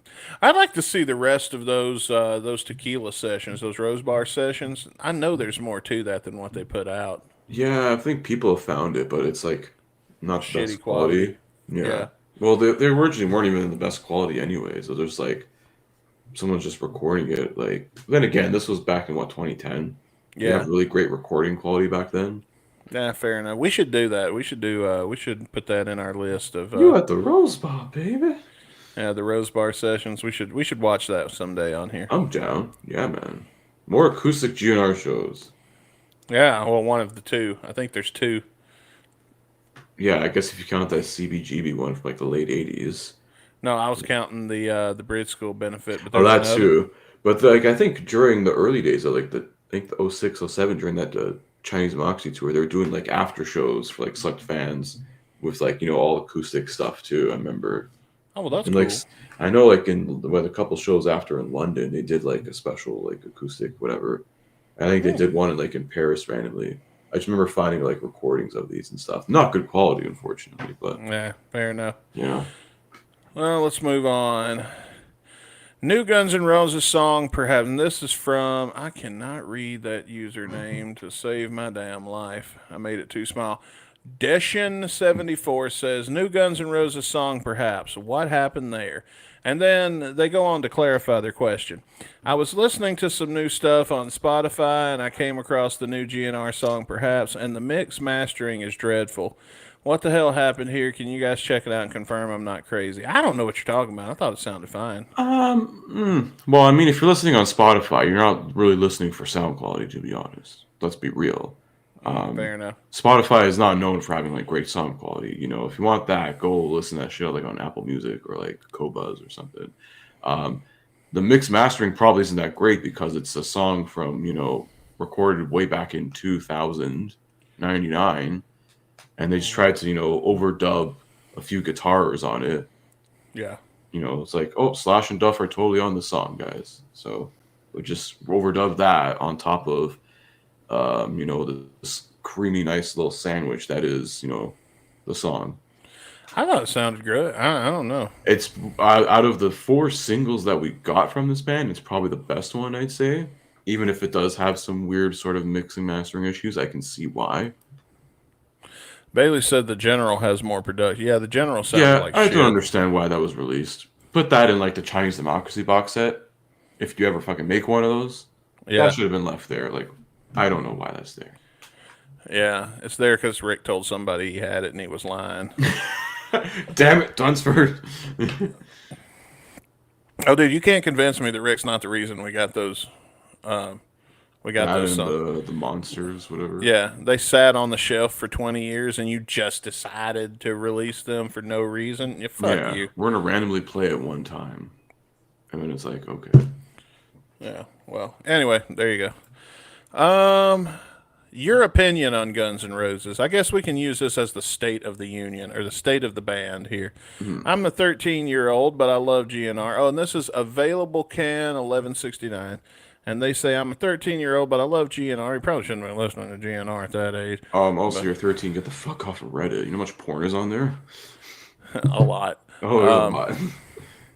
They're especially their majestic masterpieces like A Strange November Rain. All my friends say GNR sucks, but I know that isn't the case. So what does GNR mean to you?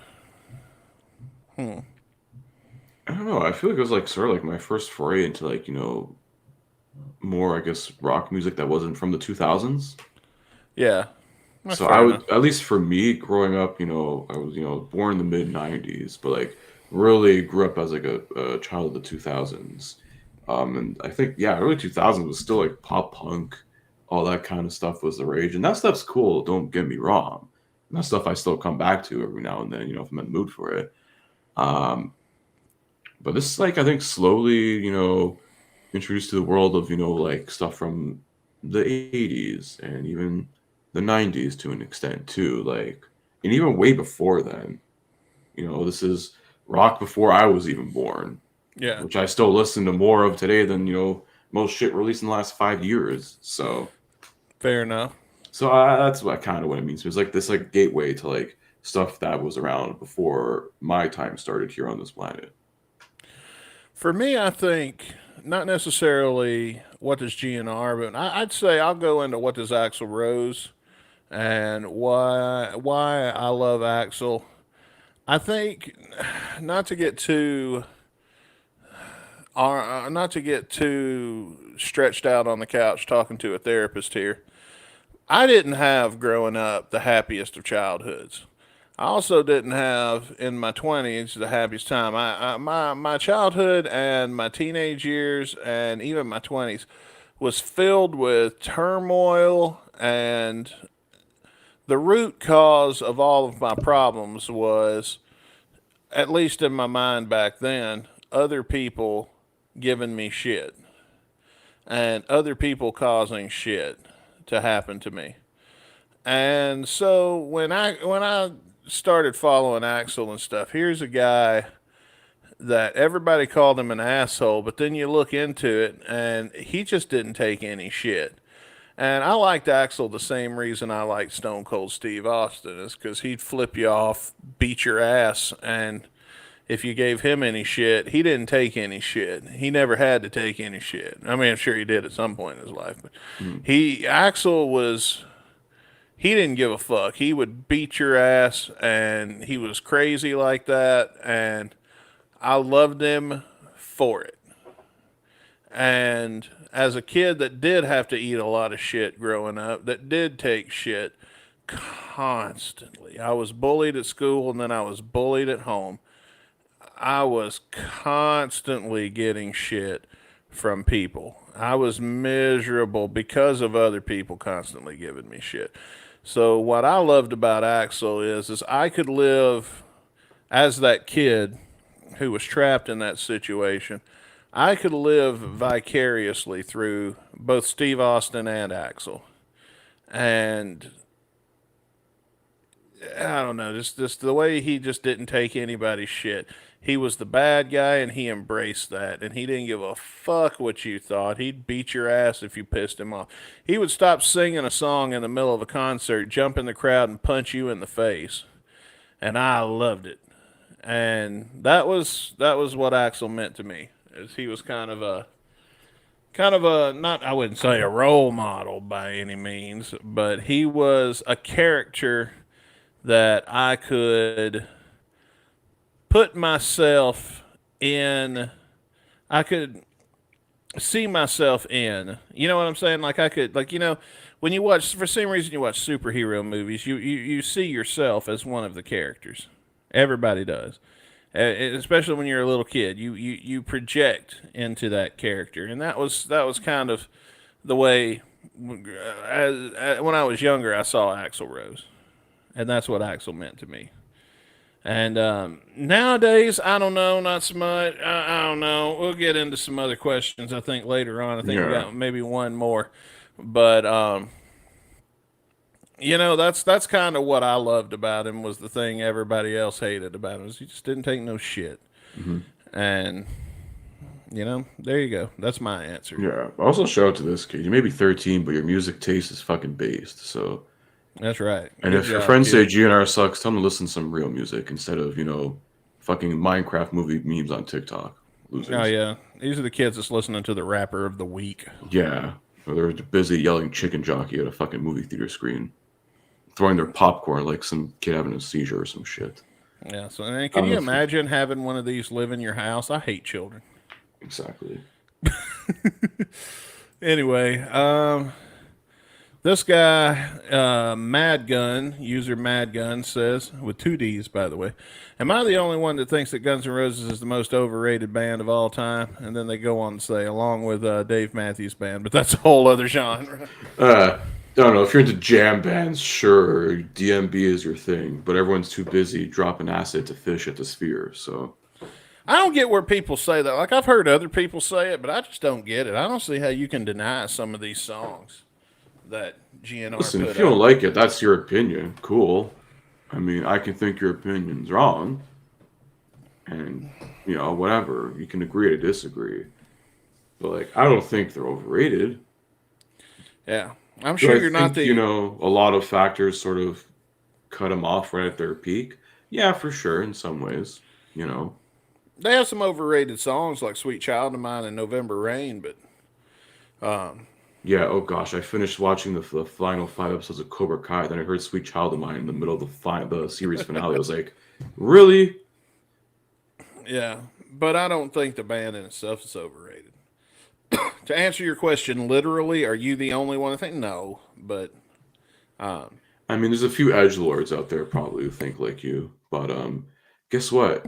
You can open the blinds, there's sunlight outside, you don't have to crawl... You don't have to be in the field position in your mama's basement. So there you go. Well, I'm not going to go that route. I'm just going to say I disagree with you. I know. I'm sorry for making a ruckus while I was banging your mom upstairs, but don't worry. She's okay. She's fine.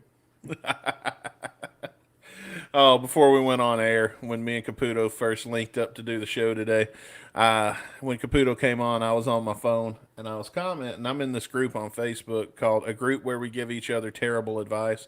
And some guy posted and said, I don't want to work anymore because I hate my job, but I really want to still make money. What should I do? And I replied, and I was in the process of typing, become a hooker like your mom. Never know, man. There you go. You have to pay taxes. You get paid all in cash, Yeah. Work the back pages, honey. That's it. Got your back. All right. Okay, this one comes from Junkie6. Oh, it's Nikki6. Okay. Come on, Nikki. You could have just said Nikki. Yeah.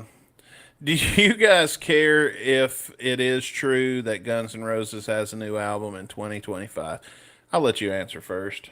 Yeah, honestly, sure, we'll give it a listen, but do we really A, I'm like I'm not holding out hope for anything. B, I already know it's like not gonna happen. I kind of don't really give a shit anymore at this point. Yeah. And C, it definitely isn't true because a lot of people just say a lot of things just to hear themselves talk. So, Yeah. I skipped over a lot of what do you think about Slash talking about the release of new music, like, and I'm like, dude, I don't even care. I do not follow that bro, anymore. Slash cannot even like comprehend the English language. I kind of laughed when he said, "We're trying to figure out how to release it." You do know that everything goes through a distributor who puts everything out on all these streaming services. Miss Metal, well, your fans sure hadn't had a problem figuring it out Yeah, exactly. How many more storage lockers do we need to raid? when they delayed the general, and then Rick commented, "That's okay, we took care of it for you." And then he comes and that's what finally got him banned from the Facebook page. Oh my god. Oh man, he's a Great. son of a bitch. I love Yeah. him though. Banned on Facebook and banned IRL. He's my son of a bitch. There man. goes my hero. Oh man, no, but to my answer, this is no. I don't care one way or the other. I honestly, I've got what I like. I've got so many other bands, and I am Mhm. so sick of the emotionally draining will they won't they crap with this band. That honestly, if you release it, I'll listen to it. If you don't, Sure. I don't give a fuck. It doesn't affect my life at Exactly. all, except extend the life of this podcast. Yeah. I mean, we By got two what? more Another years. few weeks, that's it? Yeah. And, part of me thinks it would be great if after we ended and we think we're completely done, then they drop a new album and we come back for another, 10 to 12 weeks? And then, Yeah. There we go. It's a mini reunion tour, but we're only in one state, so yeah. it's a Vegas residency, we're gonna be like Kiss, like, oh sorry, we need the money. Because Yeah. not enough people wanted to pay $12,000 to be Gene Simmons' fucking bitch. But instead of performing without the makeup, we'll do that season without our clothes on. So Yeah, or we'll just wear anonymous masks. You don't know it's us, but it could be. We'll be like Daft Punk. You don't know if the real guys are underneath the helmets. we'll use AI to replicate us. And then, Yeah, feed the machines. Let Skynet do our podcast. Screw it. fuck it. Yeah. Yeah, Oh, man. That'd be funny. It's getting pretty good, though. Mhm. But yeah, no. I think the general consensus is nobody. I don't care anymore. I'm If it tired. didn't happen, within the first 3 years of this reunion, it ain't gonna fucking happen. That's when it should have happened. You strike when the iron is still somewhat hot, and they were able to, still sell at stadiums in those first 3-4 years of the reunion. Now, please. All right. So in our chat, we got Kravachok. Kravchenko. There you go. What's Believe up? I'm just trying out. What's up, Krav? Welcome. Krav Maga. I don't know. Do you share our sentiments? Let us know in the comment section if you're watching the replay. I mean, I'm sad that I don't care. It hurts my heart that I care so little about this band anymore. But Yeah, and I don't know. They're just suffering it's almost like they're suffering a similar fate. I kind of compare it to with Prince and how a lot of people are just like a lot of they just try and push out Purple Rain, Purple Rain, Purple Rain. I'm like, this dude had 30, almost 40 fucking albums. He was more than just Purple Rain. Guns N' Roses is more than just Appetite for Destruction. yeah, It's more than just Sweet Child of Mine. That's what also kind of just pisses me off too. Push something else, man. There's other shit too. oh Lord, I think Krav in our chat, he says, "I am Metalero and Gothic Argentino of blood of and Belarus and born of dragon's blood and Oh, did he join the clergy from Ghost? the greatest of all time and destroyer of worlds and shit." Yeah, okay. Okay, It's good to meet you. thanks. Good to meet you, great evil overlord of the demon realm. Happy Easter to you too, brother. Thank you for taking time out of your day of torturing the souls of the damned to come and listen to our podcast. Hope this relaxes you before you go back to your job. That's right. Those damn souls aren't going to torture themselves. Exactly. Pornhub's banned in hell, so they can't really do that. Oh, that's right. Yeah. Yeah. And also, you only get to listen to Justin Bieber. No, you only get to listen to R. Kelly. No, you only get And to Diddy. listen to Hotline Bling on repeat. That's what they make you listen to in hell. How often do you listen to Guns N' Roses? This comes from our friend user Shallow Fried Rocket. Ooh. I like that name. For me, I don't know. I'm like on Spotify. I usually just shuffle liked songs. So sometimes if one comes up, I'll listen to it. Probably at least once, maybe twice a week. It's probably a couple songs every now and then. I always just shuffle my stuff so it comes up. If it's a song, oh yeah, I haven't heard this one in a while. Sure, I'll throw it on, but not as Yeah. often as I used to, like many years ago. Me neither. Very rarely. Once a week for sure, because we do this show. But when we're not on air and we're not doing the show, this came up, and I don't know if I've ever told this on air or not, but my ex-girlfriend kind of called me out in front of the guys when we had one of our first, what would become our annual get-together. One of our early prototypes of that. She was like, "Why do you say you love Guns N' Roses so much when all you ever listen to is Dropkick Murphys?" And I was like, "Damn, it's gonna call me out like that." And then I got to thinking, and I was like, "Man, she's right. I do listen to Dropkick Murphys more than anything else." And then that started the conversation. That's where me and Rick still have the debate, and the conversation today is, what's your favorite band? Is it the band that you say is your favorite band and you know the most about and and you follow and stuff like that? Or is it the one you listen to the most? I don't know. Why can't it be both? You can listen to more than one fucking artist. Like, Oh, yeah.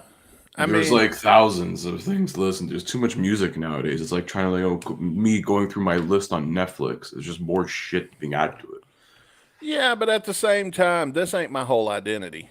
You know what I mean? Oh, for sure. Like, You and I'm I listen to stuff outside of rock too. So Oh yeah, we've talked about that on the show. Like, this show is not my whole life, but that's a very good question. I don't listen to GNR honestly.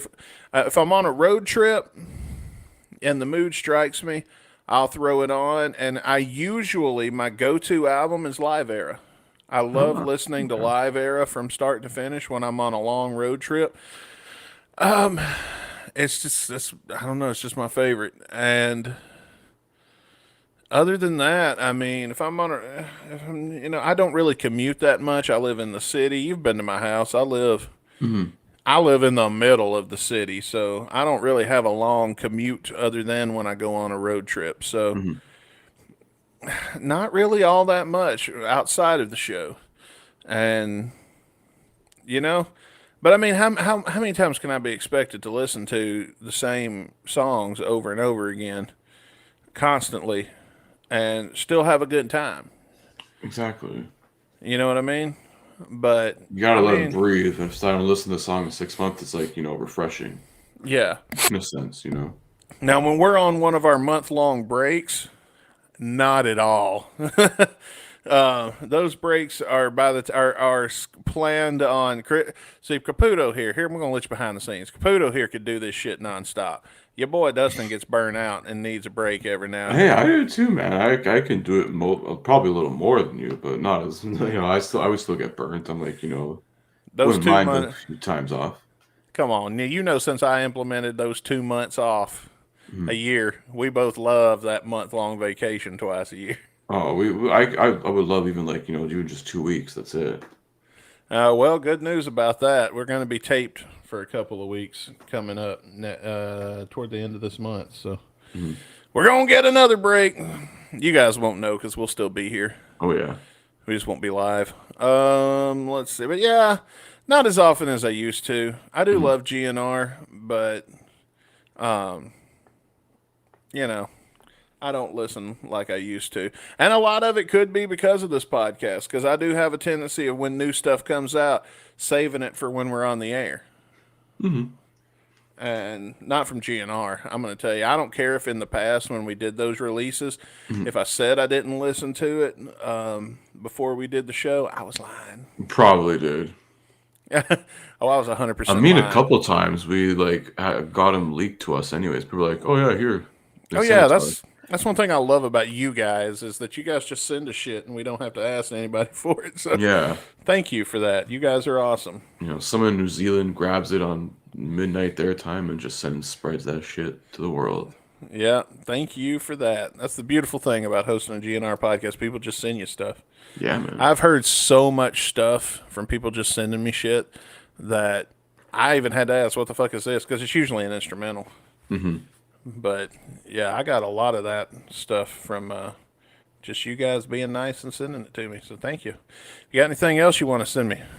Feel free. I'll take it. Either of us, we'll take it. In the chat, Kraft says Argentina is one destruction. Okay, well, there you go. And he says Guns N' Roses, my favorite song is Sweet Child of Mine. Paradise City is commercially. It's commercially. Okay, so I guess You're a fan of the Greatest Hits album, it seems like. no, dude, that's perfect. We are not gatekeepers here. That's a Oh, no, perfectly hell no. good. I mean, shit, that's what probably got you and I into this band too, like those songs. Yeah, I mean, Paradise City 100% got me into GNR. there's reasons why those songs have billions of streams. Because my first favorite GNR song was Paradise City. And then when I got older and was able to get out and get other stuff to me, because I couldn't, my music intake was monitored heavily in my Christian household. Mm-hmm. And I've told on before, I had the one of the Illusion tapes that my buddy Jeffrey had given me. That was a bootleg of a bootleg of a bootleg that I had hid under my bed, and I would watch that sometimes, and that's where I got other songs. And back then, my favorite was Teddy Zigzag, because I thought he was a pirate. That's how young I was. But let's see. Let's go on. Let's move on, because we are almost 2 hours into the show. Is it still worth it to go see Guns N' Roses live? And this question comes from Emancipator249. I mean, if you've never seen them live before, sure, why not? If you can find tickets for a decent price, I would recommend it. But for you and I, Dustin, I know you've seen this band a lot more times than I have. No reason why I would go is bring my girlfriend who has never seen them. I'd bring someone else, sort of introduce them to it, But otherwise, if you've already seen this band at least 2-3 times already in your lifetime, there's no fucking point. And that's my thing too. I love taking friends with me and that have never seen GNR with me to see GNR, because to me, I feel like I'm sharing this thing that I love with, with somebody, and that's always fun for me.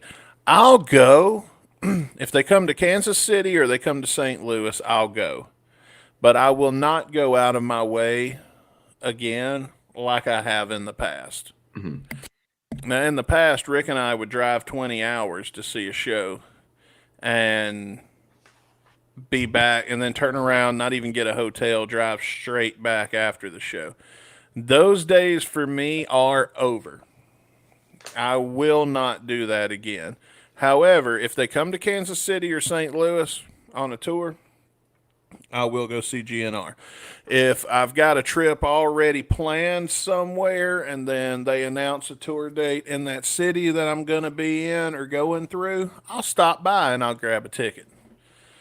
But I won't go out of my way to see them anymore. But if you haven't seen them and you want to know what it's like, dude, yeah, go ahead. Don't let the YouTube videos and Axel's shitty voice and all those videos stop you. Yeah. From seeing, because you don't hear it when you're there. Not at all. Yeah. And that is so fucking weird how it sounds great when you're there and you're like, oh man, Axel was on point. And then you watch the videos of the show you were at and it's all Mickey Mouse voice. It is really weird. I don't know. But when you're there, you don't hear it. And so I 100%, for the energy of the songs and the love of the songs and the love of the music, by all means, go see your favorite. Go see GNR. Yeah. I still think it's worth it to go see them live. even with all of the band's internal flaws, and even their external ones, and the shit that they've done in the past that's pissed me off, both personally and as a fan. You know, like I said, I won't go out of my way, but I will go, and I recommend you do too. And there we go. That's the bit. Damn. That gave us a whole lot of shit to talk about. Yeah, I didn't think we would really get that much conversation out of it, but I'm glad Yeah. I'm glad that we did. And speaking of, if you ever want to ask us anything, there is a channel now. I believe Dustin, you set it up earlier today or yesterday in our Discord, the Ask Us Anything channel. Drop your questions there. Join our Discord, by the way. Link in the description here. Gunsandradio.com. That's right. And yeah, hit up there. Throw some questions in there. We're gonna answer them on a future episode, or whenever we have enough, we can do another round of this stuff, another segment like this. So. Oh hell yeah! And with that, shall we get into our song of the day and listen to some Izzy Stradlin? Yeah, cheers to being alive, like All right. Jesus will after he dies on Friday. So, That's right. This is for you, Jesus. I love you, Jesus. Jeebus, I like your Jeebus crust. I love you, Jesus. You my dog.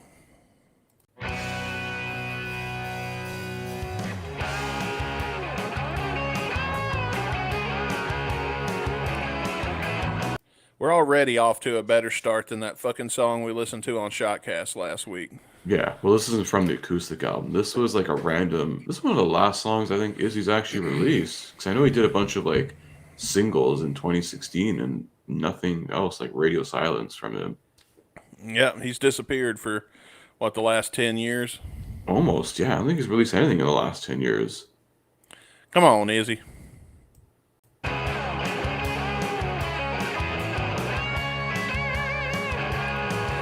You know what I'll bet? I bet he has released something, but it's something like background music for a truck commercial or some shit. Yeah, or maybe he actually finally took our advice and did like a sick A TV sitcom? yeah, TV sitcom theme, but like we don't know. It doesn't air in America. It airs like on like some random station in like UK or Argentina? something. Yeah, it could be like a Spanish telenova. We gotta go catch on Univision. Oh, man, that's funny. Univision. I watch Lucha Libre on there. Yeah, I mean, I used to. Yeah, El Rey Network used to have Lucha Underground. That was some good shit. Yeah. It makes me wish I spoke Spanish. Well, no, Lucha Underground was in English, dude. It was like the Well, I mix know, of, like, but that sucked, though. Like, I'm talking about real Lucha Libre.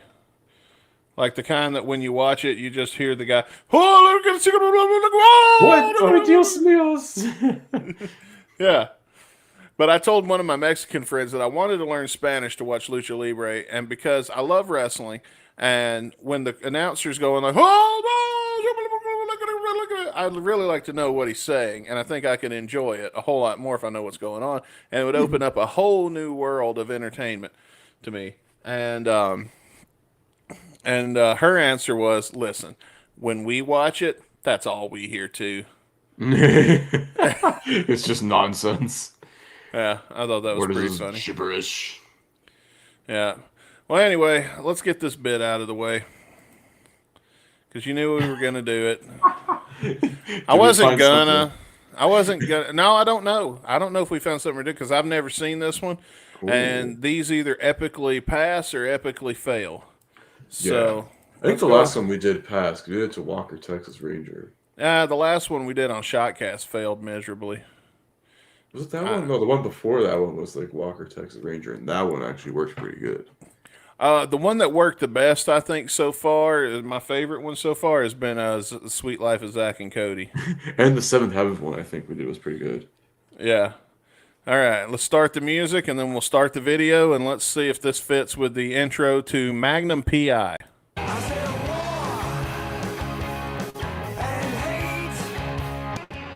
Well, there you go. Well, it won't pause, goddammit. Goddamn, son. There we go. All right, so we synced it up to Magnum P.I. What did you think? Not too bad. That's I'd kind of give it like a 6.5 out of 10. There, it worked in some parts, wasn't whatever, but it wasn't too bad. It did not epically fail, which is good. Yeah. Well, that's always good. So Yeah, and Bailey mentioned we did do Dallas. Not Debbie doing Dallas, but we did sync up Izzy to Dallas, and that one actually worked really well. I remember that one. we And you will do also Dallas if mentioned you pay us enough. or in Party of Five. Oh, Oh yeah, yeah, yeah. Party of Five Five worked really well. That's right. Okay. So, man, I'm rapidly scratching the bottom of the barrel for these. So if you know Yeah. one we haven't done yet, please send it to me Yeah, because I need these desperately. I mean, We have a yeah. lot to go. Izzy did release an album called Miami, so we gotta take one of those songs and sync it up with Miami Vice. Oh, fair enough. Well, we've done we ain't done Miami Vice, have we? No, but not yet. No. We The should have show, did that with no. Miami. The song Miami. No, it's from the album Miami. There's no actual title track on there. Oh, still we have haven't. I thought we did. I don't think so. No, Huh. I don't see it here. Yeah, so we still have 3 songs left in that album. We got Oh time. well. Maybe it'll happen. I think we'll make it happen. Yeah. Speaking of Tom Selleck, look at your boy Chris Caputo over here, and y'all tell me y'all wasn't thinking what I was thinking when that Tom Selleck was holding that girl and looking at her ass, and Yeah, that fucker ripped me off. Tom Selleck wishes he was as sexy as Chris Caputo. I mean, we do have matching chests here, kind of, to an extent. Well, yeah, that's what the chicks like. That's why he gets all the pussy. It's what it's called, the magic carpet ride, you know? Come on down, ladies. One at a time. One at a time. Okay, maybe 2. 3's the most. Let the man have some Gatorade.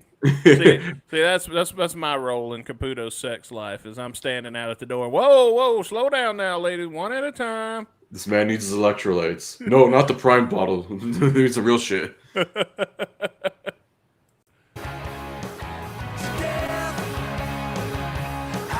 This sounds like the riff sounds like Born to Be Wild. I was just gonna mention the same thing. I'm like, is this like a Steppenwolf song? Yeah. Speaking of magic carpet ride. Hey,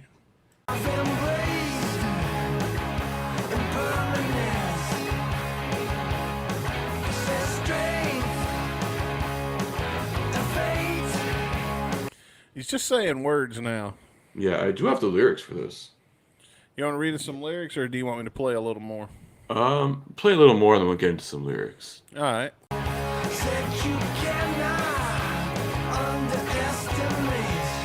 Can't do it. Just can't. Chris Benoit is starting to shake. That's what I The heard. big wall is starting to shake. Oh, okay. My bad. Is it that the wall that was supposed to be built between you guys and Mexico? It was made very shoddily.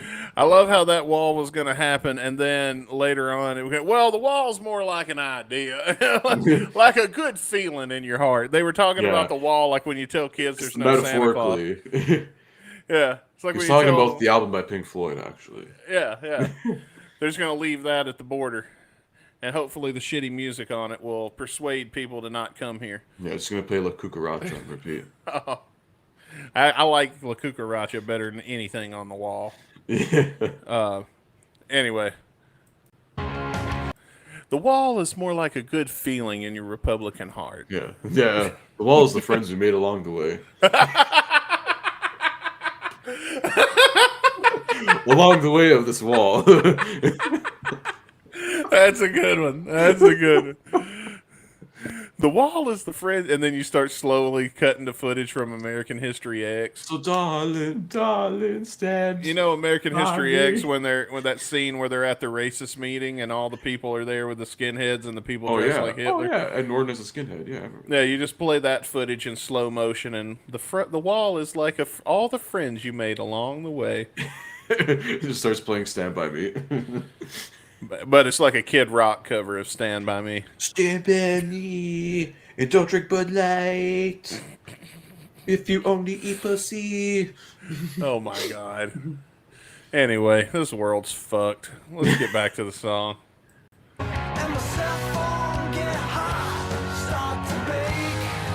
His cell phone's getting hot and started to bake. I understood that. Yeah, those things overheat, man. You don't know how technology works by now, Izzy? Yeah, I know, man. You don't stay on Pornhub so long before it starts getting warm. Before Canada pulls the plug on it, y'all get no access. That's right.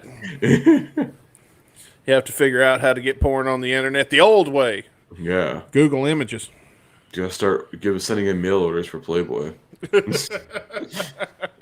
No, you'll have to start smuggling Playboys. Yeah, send your mail order to this address, $29.95 plus shipping and handling. You meet a guy in a dark alley and you pay him $10 for a picture of a titty. No context, no who is it, but You have to pay an extra just a titty. an extra $50 to unpixelate it. You remember when the internet first come along, you'd get a titty picture and it would download like this and it would go... Go one line at a time. Yeah. And then you'd get to the top of the cleavage and mom would walk in and you had to turn it off real quick. Shit. Yeah. After an hour. Phone, get out there, you gotta call your grandmother.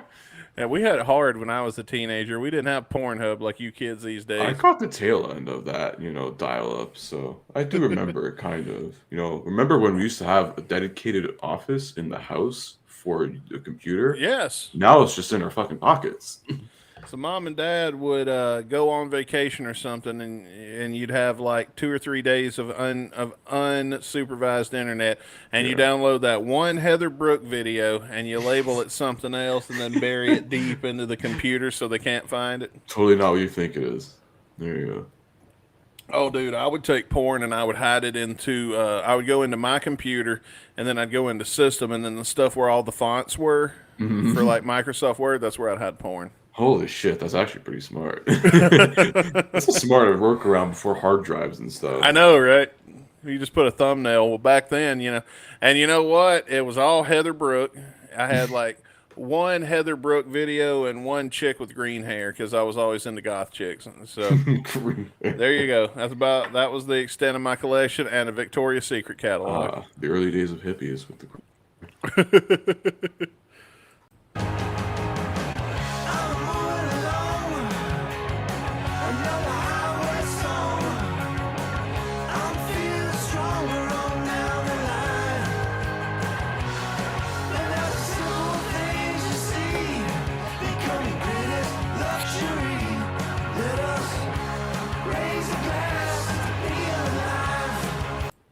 All right. Well, I understood most of that. I do like the church organ in the background and stuff. It sounds like Izzy's actually putting some effort into this one. Yeah, especially for just like a random single he released, I guess, onto digital platforms. Yeah, because those have been hit and miss. Some of those kind of suck. But Baby Ran, I think, was the first one we covered way back. That was our first season finale, I remember. Oh, yeah, back when we didn't plan the season finales. Yeah. And that's why we plan them now. It's because you got through, at the time, a 3-hour show for us was just inconceivable. Yeah, no way. Look, and here we're we already are. at 2 hours now. Yeah, already 2 hours. Because remember when we first started, it was 30 minutes. And yeah, we tried to get under like 30 to 45 minutes. yeah, and then we realized we wasn't never going to hit 30 minutes, so we switched to 45, and then... And it was an hour. Yeah. It's like, it became well, we an can hour. see if we can get to 90. You know? Technically, our run time is 1 hour. Yeah. Just saying. It's just we never hit our times. So Yeah. Or sometimes we're like an hour 10, an hour 15. that hour run time is the friends you made along the way. Yeah, the friends have been watching us all for this last 2 hours. There you go, Steve. Oh man, read us some lyrics and let's see what this song's about. All right, I'll start from the top on this one. Please. He goes, I said war and hate. I said love, just can't wait. In this world of fear, I said I said love, bring it here. Here comes the big one. I feel it starting to shake. Oh, Elizabeth, Here coming comes, for you. here comes the big one. I'm out the gate. So yeah, So this it's song's about taking a shit. no, I think it's about fucking his wife. Oh no, when I say here comes the big one and I'm coming out the gate, that means don't be between me and the bathroom or you ain't gonna like what's gonna happen to both of us. Oh, so this is what that guy from Connecticut was doing in his office. God damn it, dude. I feel like going. It's okay. Oh, man. because Yeah, please proceed. I'm moving on. Another Highway song, which I believe is probably a title that he used for his song, is he? I believe Highway Song is still in the. Yeah, I believe, because that sounds familiar. Like, we probably covered something with words highway in it. Yeah, I don't know. Yeah, probably. I'm feeling stronger on down the line, and those simple things you see become the greatest luxury. Lay, let's say layettes or let's. What did I say? Yeah, it says I don't know. let's raise a glass to being alive. Yeah, there you go. There you go. You're all caught up. So it's a happy song. Yeah, I fucked my wife and now I'm alive. Okay. Yeah, I was raised a glass to being alive. I survived that massive dump I just took. If you are me hearing it and translating. My life.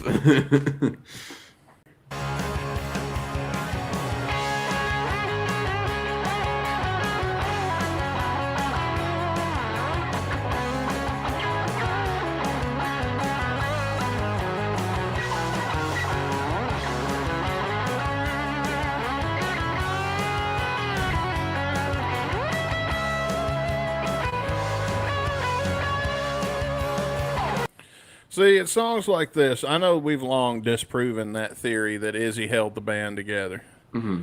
However, it's songs like this that still make me think, I don't know, maybe there's something to that. And In then some senses, probably, but also, you know, and then we get a song like Milo, and I'm like, oh, fuck oh no. god, and then you get the whole acoustic album. Yeah. Yeah, it's for sure. I think there is some theory to it, but then again, we've always mentioned that, like in the early days, GNR was very much a collective. Yeah. You know, Slash had like a guitar riff, and you build a bass off that, and everything. You know, dominoes would fall into place when they were recording that first album. So, absolutely. And then I think it probably that whole thing kind of changed after, because you know, Izzy would just write his own shit and sing on it. So, you know, 14 years. Yeah. We're talking jive. Yeah, no, Izzy had some great songs in GNR. And he's got some good shit here too. I mean, we shit on it from time to time, but Yeah. Well, we've always said, like, it took us time to get used to the style of his solo work, you know? yeah. And some of them that we've given low ratings in the past have grown on me, and I can always go back to Here Comes the Rain. I'm pretty sure I gave that a shitty rating, but I think we both did, yeah. over the years, and maybe it's just from us making fun of it, I've grown to enjoy it. So Yeah. The artwork on that one kicks ass, so. yeah, thank you. I appreciate that.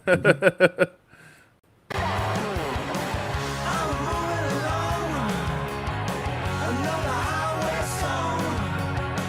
I'm feeling stronger on down the line. And that's the simple things you see become the greatest luxury. Let us raise a glass to be alive.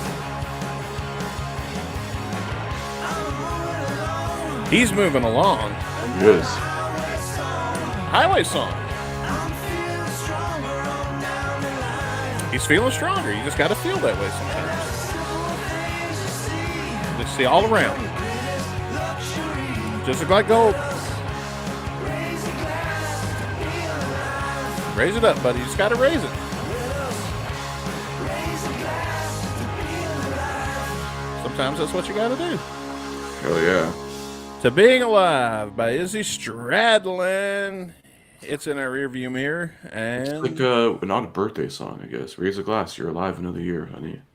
woo. Why not? As I sip my soda that I'm sure somebody spit in. It was you, wasn't it? It's you, McMuffin. It was me all along, and I'd have got away with it too if it weren't for you pesky Canadians. Yeah, yeah, pulling a Clint Eastwood and Gran Torino's like, get the fuck off my lawn. Canadian. I'm gonna pull my shotgun and get the fuck off my lawn. I'm gonna make up a slur for Canadians. Let's see. God, this is hard. Making up new slurs is hard. Yeah, damn. It was so much easier 250 years ago. I know, right? I just don't have a knack for this. all you Canadian, you snow people. Well, you got to go a little further up north for those people. You Saskatoonians. You toonies, you loonies. There you go. There you go. Just call me a mother Canucker. That works. Ah, there you go. Fair enough. Anyway, who's gonna review this fucking song first? I'm gonna let you go first, man. I liked it, man. I like a good upbeat song that's got some rhythm and some actual music to it. I think it's polar opposite of what we listened to on Saturday, and I really dug it. I like that it had different things mixed in, like the church organ, and it really felt like there was actually some fucking effort put into this song, and it's got a fun message. It's a fun rhythm. It's all good. I'm going to give it a 4 out of 5. Oh, all right. I'm going to put it up there. What you think? All right. It's pretty decent. I don't know if I'd go 4, but it's a decent song. It's a cool little ditty. I mean, Italy. Well, gee, well, where my words go. It's a good little P. Diddy. It's a good little diddler. What? Well, there. It's a pretty decent song. I did like. I don't know. The solo for me was like. I don't know. I feel like I was like. It feels like something in the spirit of Chuck Berry somehow with that solo. I was like, wait a minute. Did Angus Young write this solo? Very bluesy, but also very good. I feel like it's kind of like Izzy's music too. It's like, AC/DC actually has a direction, even if it's the same direction. Izzy's just like, I'm just gonna write aimless shit but make good music at the same time. I mean, not all this stuff is aimless. This one actually did have like a coherent, some decent lyrics to it. It's not terrible. I think it's pretty good for one of these like sort of standalone singles that he's released now almost 10 years ago. Those were so hit and miss. Yeah. This one's going to get a 3.5 out of me. I'll actually listen to this a few more times here and there. But on first listen, it's pretty decent. So, well, there you go. But the big question is, what did you think? Let us know if you're watching on YouTube in the comment section below. For everybody else, head over to gunsandradio.com and get your free invite to come into our Discord and continue the conversation on To Being Alive, Izzy Stradlin, or any of the other ridiculous shit we discussed tonight on the show. Yeah, there's been plenty. 2 hours and 12 minutes of it.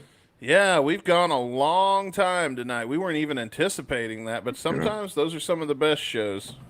And I feel like we got some good conversation tonight. We kind of covered the whole spectrum. And now it's time for that part of the show where we give you a little teaser and we find out what we're going to be listening to next week on Guns and Radio. So let's spin the wheel and let's find out what fate has got for us next time. Spin that shit. I kind of hope it is something off the acoustic album so we can get rid of that. Oh, it's going to be Shockcast Shackler's material. Revenge. Oh! Oh, what we get? I didn't hear. What was it? Shackler's Revenge. Shackler's Revenge from And that's Chinese Democracy. Is that one of the last songs we got to do on that album? I'm pretty sure. I don't know. You've got the I know the list. thing. Yeah, so literally we cross that one off next week. The last song we have for Chinese Democracy, If the World. If the world, so yeah, yeah. we've Shit, almost completely covered Chi-Dam. We almost completed our first GNR album. Oh wow, yeah, that's right. We Speak about haven't that, finished a whole one yet. Because the only full albums we've done, we did a couple full albums. We've done the whole Neurotic Outsiders album. I don't think have we done a full Slash album? Yeah, that's summer. Yeah, Orgy of the Damned. We haven't done a full Duff one yet. And we have done an Adler EP, but I think it was on. Yeah, we did. We finished Tenderness. Oh, Tenderness, yeah. Yeah, we've done a Duff album and Neurotic Outsiders, but does that really count? That's like a side project that, actually, I think has gotten slightly better with age, Some of the songs, at least. I mean, we did enjoy a couple of them. Yeah. Well, there you go, folks. We're next week on Guns and Radio. We're gonna be reviewing Shackler's Revenge. Yeah, the Buckethead song. Oh hell yeah, dude! No, the GNR song, but this one's pretty much made famous because of Buckethead, I think. Oh yeah, if y'all know that old demo, okay.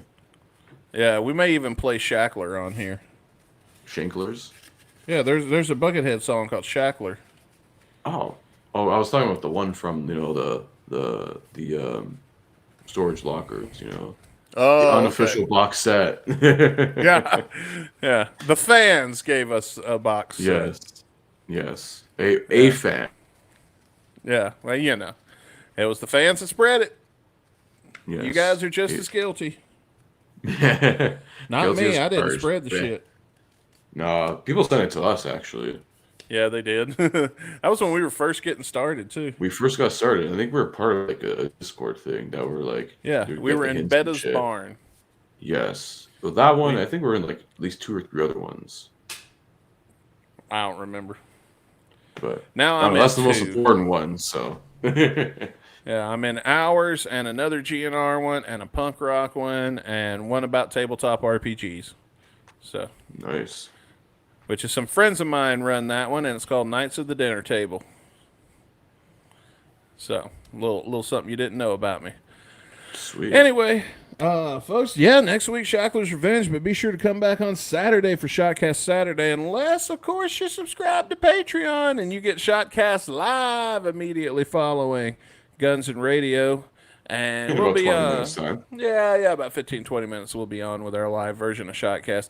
And man, I don't think we got anything else that we can add. Thank you guys for That's being here. everything. Yeah, thank you for being here for over 2 hours with us. I know, Shooting man. the We've shit, had shooting the breeze. We had fun. yeah, it's been great. We've met a couple of new people tonight, and we've Yeah.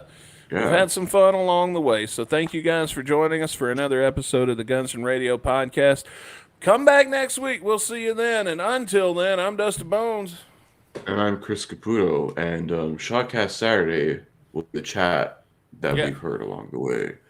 We'll see you guys Saturday, and we're going to see you next week. Another big one, tackling some more GNR music. Stay safe and peace. Shotcast is the friends you made along the way. Yes.